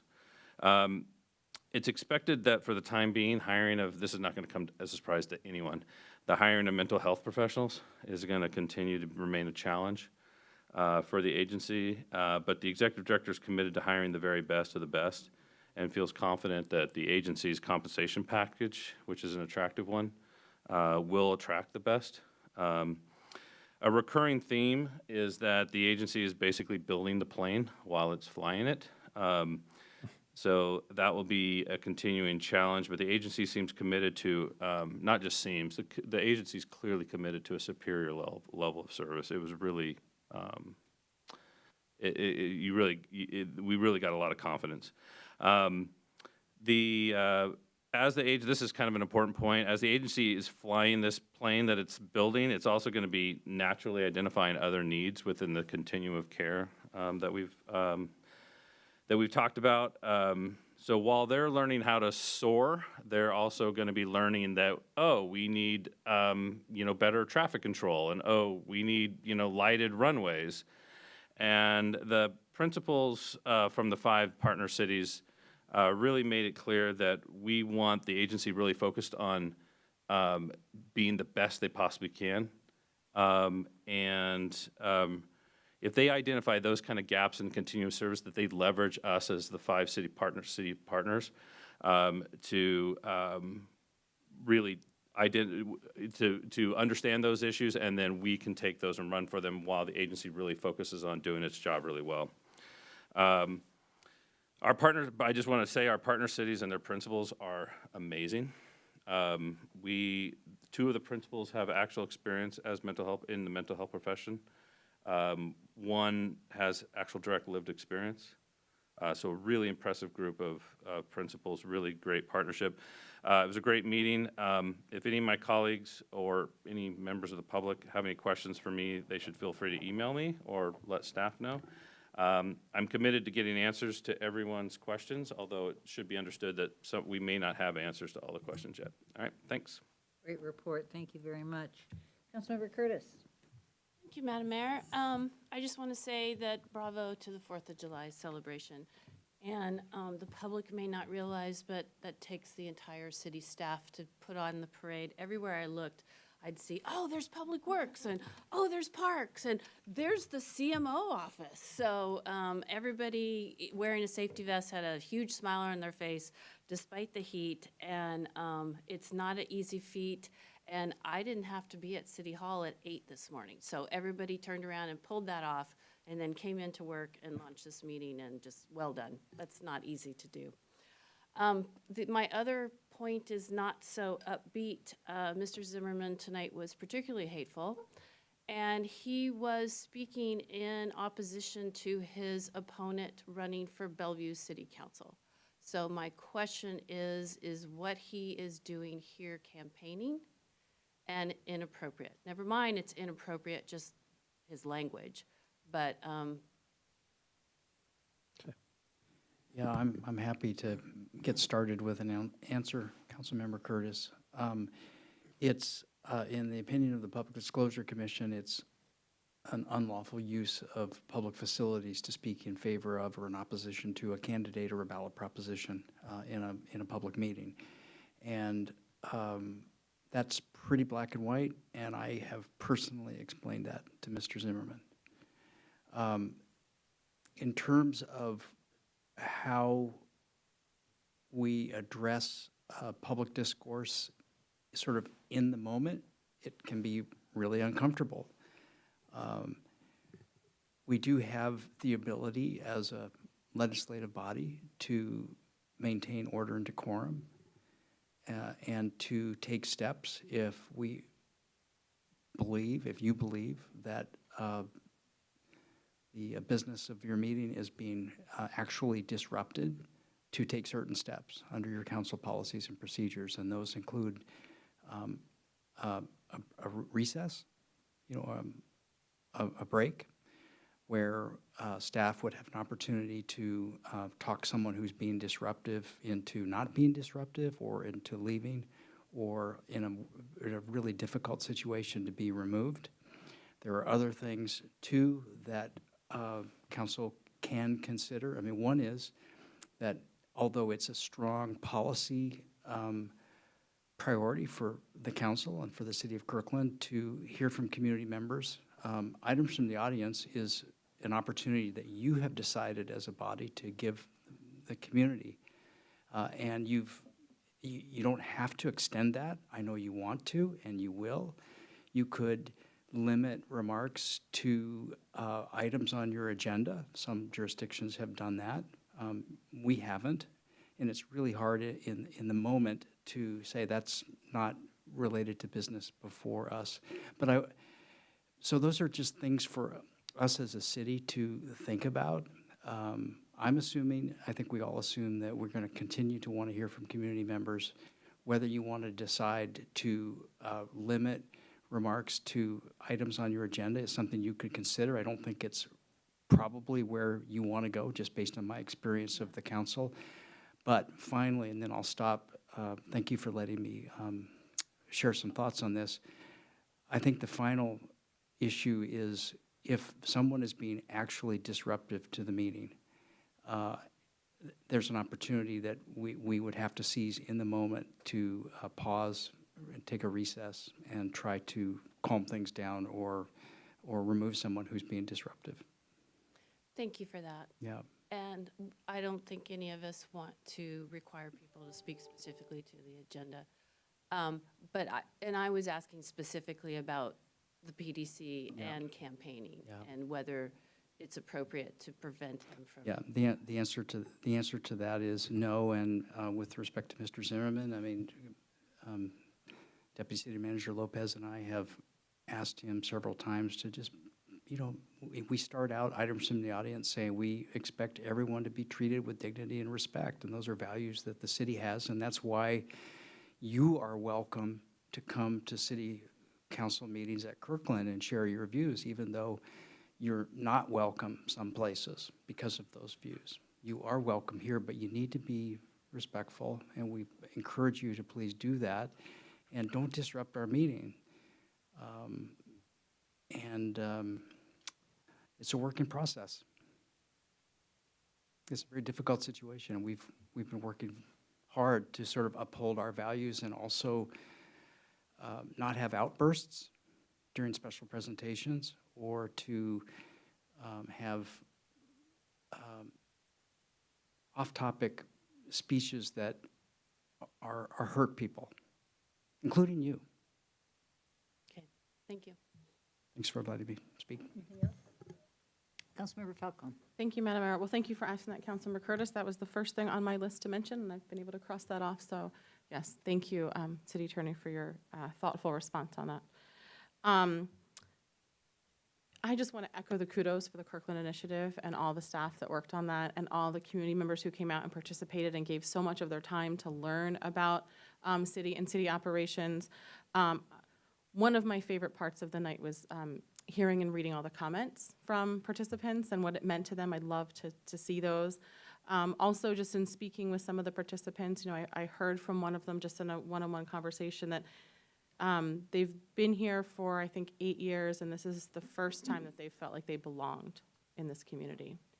And that was pretty powerful because that's, why we're doing this, right? We want more folks to know that they belong here, to be confident that they belong in engaging with our government as well. And so that's just, I think, was such a beautiful testament to the work that staff did. So thank you for all your work on that.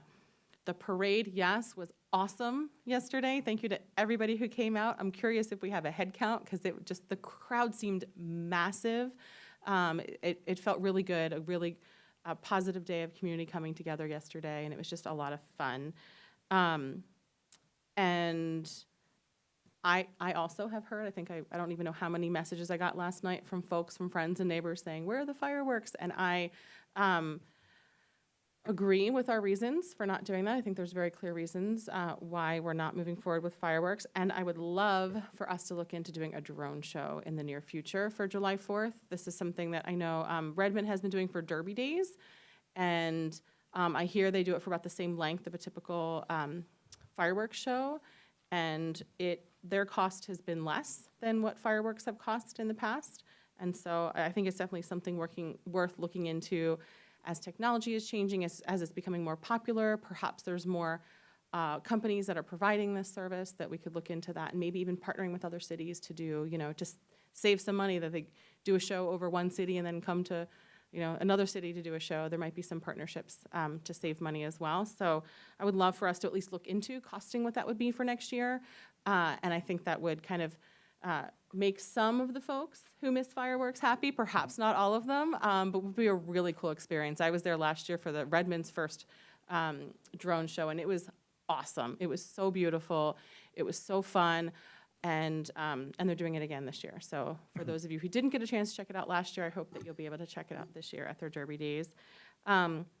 I'm just seeing now one of my notes going back to the Kirkland initiative. I know I've said this so many times, both in public meetings and also to staff, that I would love, love, love for us to, in the future, add a youth-focused one as well. And we heard that from one of our participants as well. I was so excited to hear her say that because I've heard that from a lot of folks in the community as well, that they would love, I know we have other ways for youth to get engaged, but I love that the focus of this particular initiative was not just to re-engage with folks who already are really engaged with the city, but also to be very intentional in reaching out to folks who have been historically excluded from engaging with local government and haven't had that same level of interaction. And I would hope that we would do something similar with the youth, folks that perhaps wouldn't see themselves on the youth council or wouldn't see themselves engaging in other ways, that we'd be able to capture some of those folks and help encourage some future leaders in our community, which would be pretty awesome.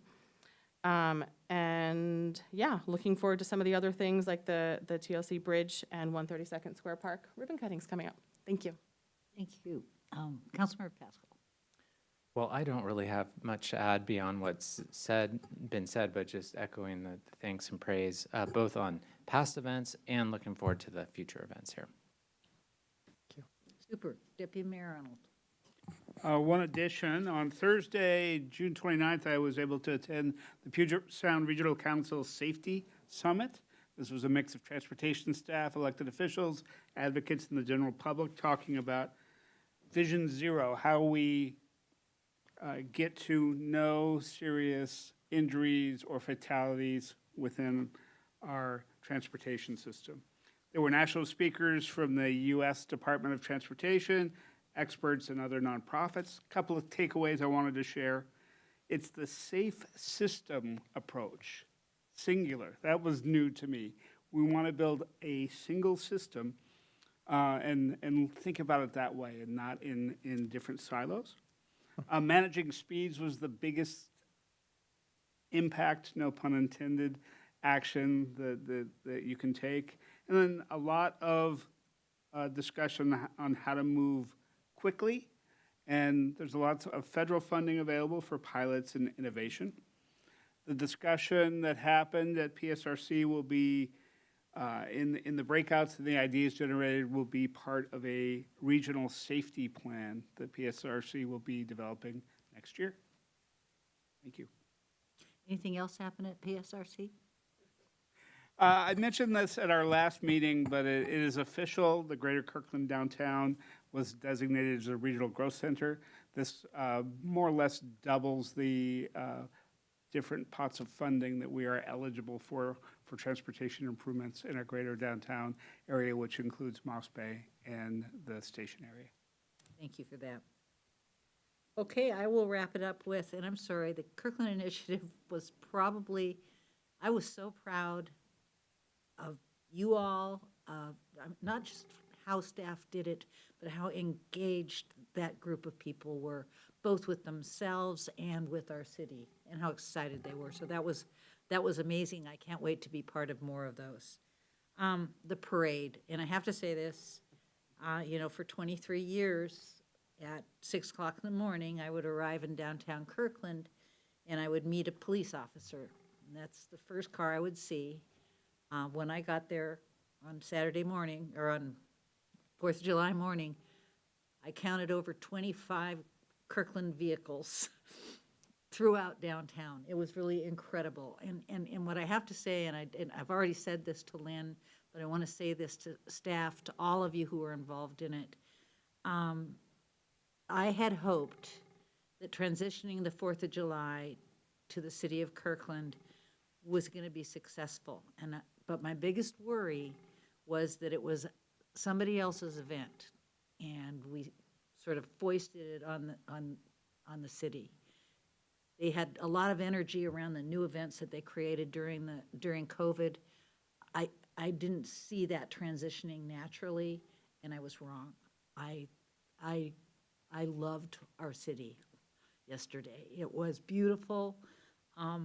The pride with which all of the staff folks worked with the volunteers, with each other. Even the response from all the police folks who were working, not just working the parade, but working to set up for the picnic in the afternoon. I just want to say thank you. I never thought that this would happen. I went home after the parade and put my feet up. So the only other things I have to add are I did participate, and I think, Kimi, you did too, in the racial healing training that, what's her name? Kalika Curry led, and I was very impressed at the level of professionality that she exhibited, and in the intense connection that she's got with that work. So I think that was a very worthwhile event.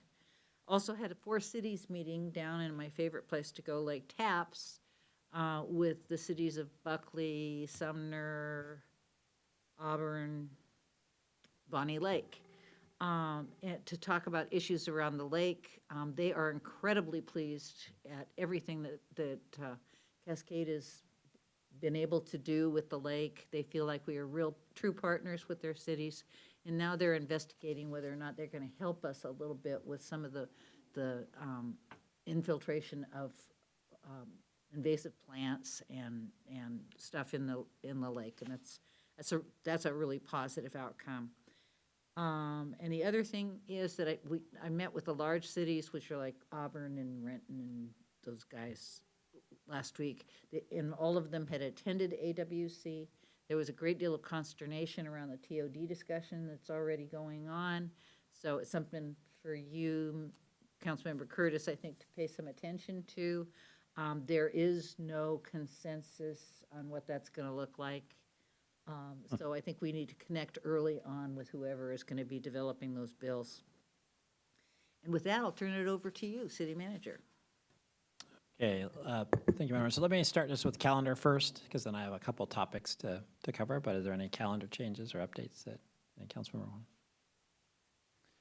I also want to give you positive feedback from Allison Zyke, who's been paying attention to this, and she said that they do keep and she's actually the keeper of it, so she literally wrote down what Councilmember Nixon asked about in terms of the issues. So just a sentence or two about LRMs versus a regular discussion item. So the purpose of the LRM and the work program is the in-between stuff. So like we always do a miscellaneous zoning code update, and if a council member has a comment from the council, says, hey, next time you're doing the miscellaneous zoning code, could you look into this? That doesn't really need an LRM. If it's, hey, I'd like to change the code next week, you'd want to do an LRM to say, what would that take, right? So maybe that helps talk about it a little bit. Not everything needs an LRM. It's just that you're asking that we do it as part of our normal process if we're updating a plan or updating policies anyway. So hopefully that helps. But anyway, Allison has that noted, and they keep a running tally of those things.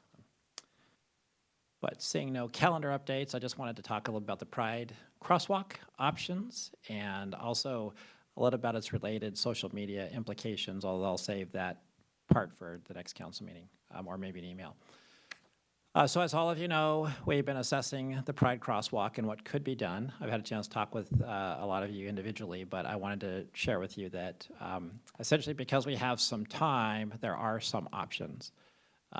One of the reasons that our options were a little more limited to the thermoplast was the direction to want to get the Pride crosswalk in by June 1st for Pride Month. What I think you all know is that we do need to fix the crosswalk. The most straightforward way to fix the crosswalk would be to replace it completely with new thermoplast. That's also the most expensive option. That would take about the same $30,000 that we originally spent out of our funds to make it happen, our cultural funds. One really piece of good news that I want to share with all of you, Councilmember Curtis was actually helped prompt this. Carrie Pravitz, who's the community engagement person for this region for Amazon, has talked to her folks, and they actually want to contribute towards whatever we can do to fix the crosswalk. So they're pledging to as much as $20,000 to find a fix. Like us, they want to make sure that if they do that, that the money's spent in a way that is not going to be immediately lost by yet another round of vandalism. So I had a chance to talk with her today. I'm very grateful for that option, and they're going to be communicating that with you all soon. But she couldn't be here tonight, but she wanted to make sure that you all knew that. She's also going to be talking to other businesses to see if they'll also contribute and find a way that maybe this can be fully funded and not by the city. So, but working your way back from the $30,000 back, we're also looking at a couple other options. One option is to essentially patch with thermoplast in places over the damage. We're trying to figure that out. That's a little bit difficult as well because all these are specialty colors that we had to look at. We're also evaluating, I think you may have seen an email that just happened today. Leanne Skipton, who's our facilities manager, used to work at Redmond, and she remembered what I'll describe as a super power washer that Redmond had acquired. So they did bring it over to test it out, and it did improve the situation. They weren't able to put it on all of the marks because they had to take it back. But we're going to be assessing if they can come back. It also got our streets crew pretty excited about that piece of equipment. So now they're asking me, can we get one? Because it might have a lot of other applications. So we're actually going to look at that as well, not just for this crosswalk, but for a way to clean our streets in thermoplast. So that could be something you might see as a future request. We're also looking at the issue of potential paint. It may be possible to get paint. That's also got to be specialty made and delivered, and so we're not totally sure about that one or its potential cost. And then finally, of course, there would be the option of you could eliminate the crosswalk. You could grind it down and you could replace it back with a normal crosswalk. And some discussion has been, do you find another way to create a banner, a different painting, a different place that you might paint something? So we just know we need to look at that in the spectrum of things as well. But we're also trying to look at options such as new cameras that could have better infrared capability and so forth that would give us better pictures.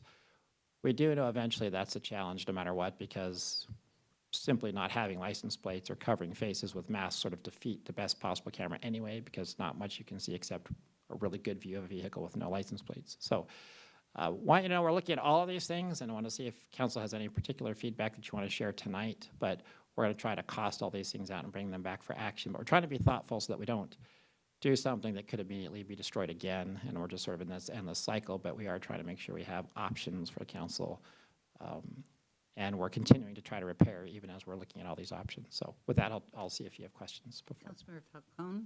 Thank you, Madam Mayor. Well, thank you, City Manager. Thank you so much for looking into this and being very responsive and very quick in the city's response. I've heard a lot of positive feedback about not only the sign, the A-frame signs, but the banner that's up there. So thank you so much to staff for doing that and for doing that so quickly and so thoughtfully. That's getting a lot of positive shares in the community. I know we hear a lot about the negativity, but I just want to say we're getting a lot of positive feedback on that. So thank you for that. We need to be fiscally responsible, and we cannot let the haters win. That's my lens here, right? So this really makes me want us to go bigger and bolder with what we're doing. When we had this conversation, I know we've talked about extending it to, this was a short-term thing we were doing, and then part of that conversation was longer-term, looking at street art in general, including potentially additional pride crosswalks throughout the city. I know I had expressed a desire to have some in close proximities to schools in particular, knowing that just, as we heard from some of the comments tonight, the mental health harm that a lot of our students and youth in the Pride community face on an everyday basis. And so I would love to know, how this would fit in with that analysis that we're doing, with what we can do moving forward longer term, with doing a series of public art, street art, right, in the future. Is there any economy of scale with some of the materials if we were to do, I know these are, like you said, very specific and unique colors that we need for this. If we were to do a certain quantity of them throughout the city, is there economy of scale of doing that? Since we're not in as much of a rush, can we take a look at that and just see, I'd like for that to be part of the options that we look at, is how can we do more of this as part of that, that planning that we're already starting to do, looking for the bigger picture. Thank you. Further discussion? Councilmember Curtis? I'm sorry, City Manager, did you say when you were going to bring us options back? Well, I'm hoping as quickly as possible, right? We're hoping to have more information, even more for you by the 18th. So the only thing I can tell you is I know we can replace it with thermoplast for $30,000, in about 6 weeks, but I don't know that we don't have much more information than that, right? The other options are still being evaluated. Okay. Yes, we do need to be fiscally responsible, but I don't want to be bureaucratic and wait too long to move forward. What's really become clear is this is why we need these public symbols, is we need to support our community as best as possible. And in my conversation with Amazon, they were really clear that they support and applaud our efforts, and that they admire us for our stance in supporting the LGBTQ community, and they want to help us however they can. So I do appreciate their effort. So, yeah, I want to move forward. It's really clear to the community that they're really proud of this. I don't want to wait too long before we fix it. Thank you for that. One of the things we're going to be evaluating in the context of this is the fact that it's a crosswalk does complicate this. And we are trying to think that through, right? Versus it being something big and bold and not in a crosswalk. So, because it just puts a layer of safety and specification over the top of all of it that makes it harder. So I guess I would just say to the council that while we're looking at all these options, that may be one that we come back to you with too and say that, maybe to your comment, Councilmember Falcone, doing them all in crosswalks may not be the right way to do this if we want to do something that's sustainable, replicable. So anyway, we're learning about this constantly. I think that's a different conversation than this crosswalk, but I think that we're really learning a lot from this. I think we're proud of the fact that we have done it. I think we're proud of the fact that we're learning, but this is we're taking a lot of national feedback and hits on this that we're trying to learn from, and I think trying to take the best of why we did this and maximize our chance to do it even better in a way that's, I want to keep saying more defensible in the sense of like from the attacks, right? It's just, it's in a really difficult spot, and it's really hard to figure out what to do. So anyway, we're trying to get better and better and better at all this. I just want you to know what's that? Resilient, yes, there we go. A more resilient strategy. So anyway. May I respond? Yeah. This is why we take these actions, right? And the benefit of a crosswalk is it's something that people interact with as opposed to a mural on the wall. It's an action. It's a physical symbol that we are interacting with. So pro crosswalk. And I'm going to wrap it up. I'm pro crosswalk. I want it back soon. And I personally think paint's a better idea because we might have to defend it again. If there's a way to booby trap it. Wait, We are evaluating things like that too, like elevating the crosswalk, and I just want you to know, like there's no option we're not evaluating right here on this. So I also think that we should engage our LGBTQ community in a discussion about things that we might do that would accomplish what Councilmember Falcone is talking about with regard to sort of labeling ourselves in support. finally, again, this will be for later, but I want to say that also brought up a huge issue of social media and comments, right? And the policy around posting comments and not posting comments.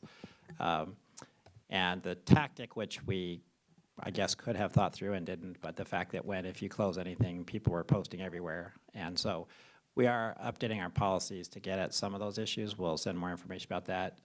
As I said to all of you, we're not going to do anything that says, like, we won't have comments without a full discussion of the council. I might suggest to you a mini focused retreat on this topic, maybe for a couple hours at some point.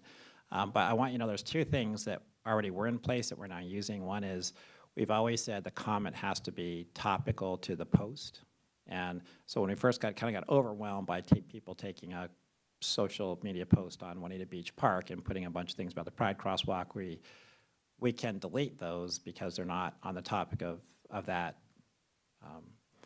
And the second thing is we are allowed to save, retain, but hide comments that don't meet the community standards. So we're looking at all of those things as we're trying to do this appropriately, but we'll come back to you with much more information on that. And like I said, probably have to have a focused discussion with the council about the social media policy on comments. So I'm happy to answer any questions if you have on that. Looks good. Okay, so those were my two big updates. Anything else from the council before I wrap up the city manager report? See none? Okay. Thank you, Madam Mayor. That's all I have. You're done? That's it. We're done. We are adjourned. Thank you very much. And look, only 7 minutes after 10. Thank you.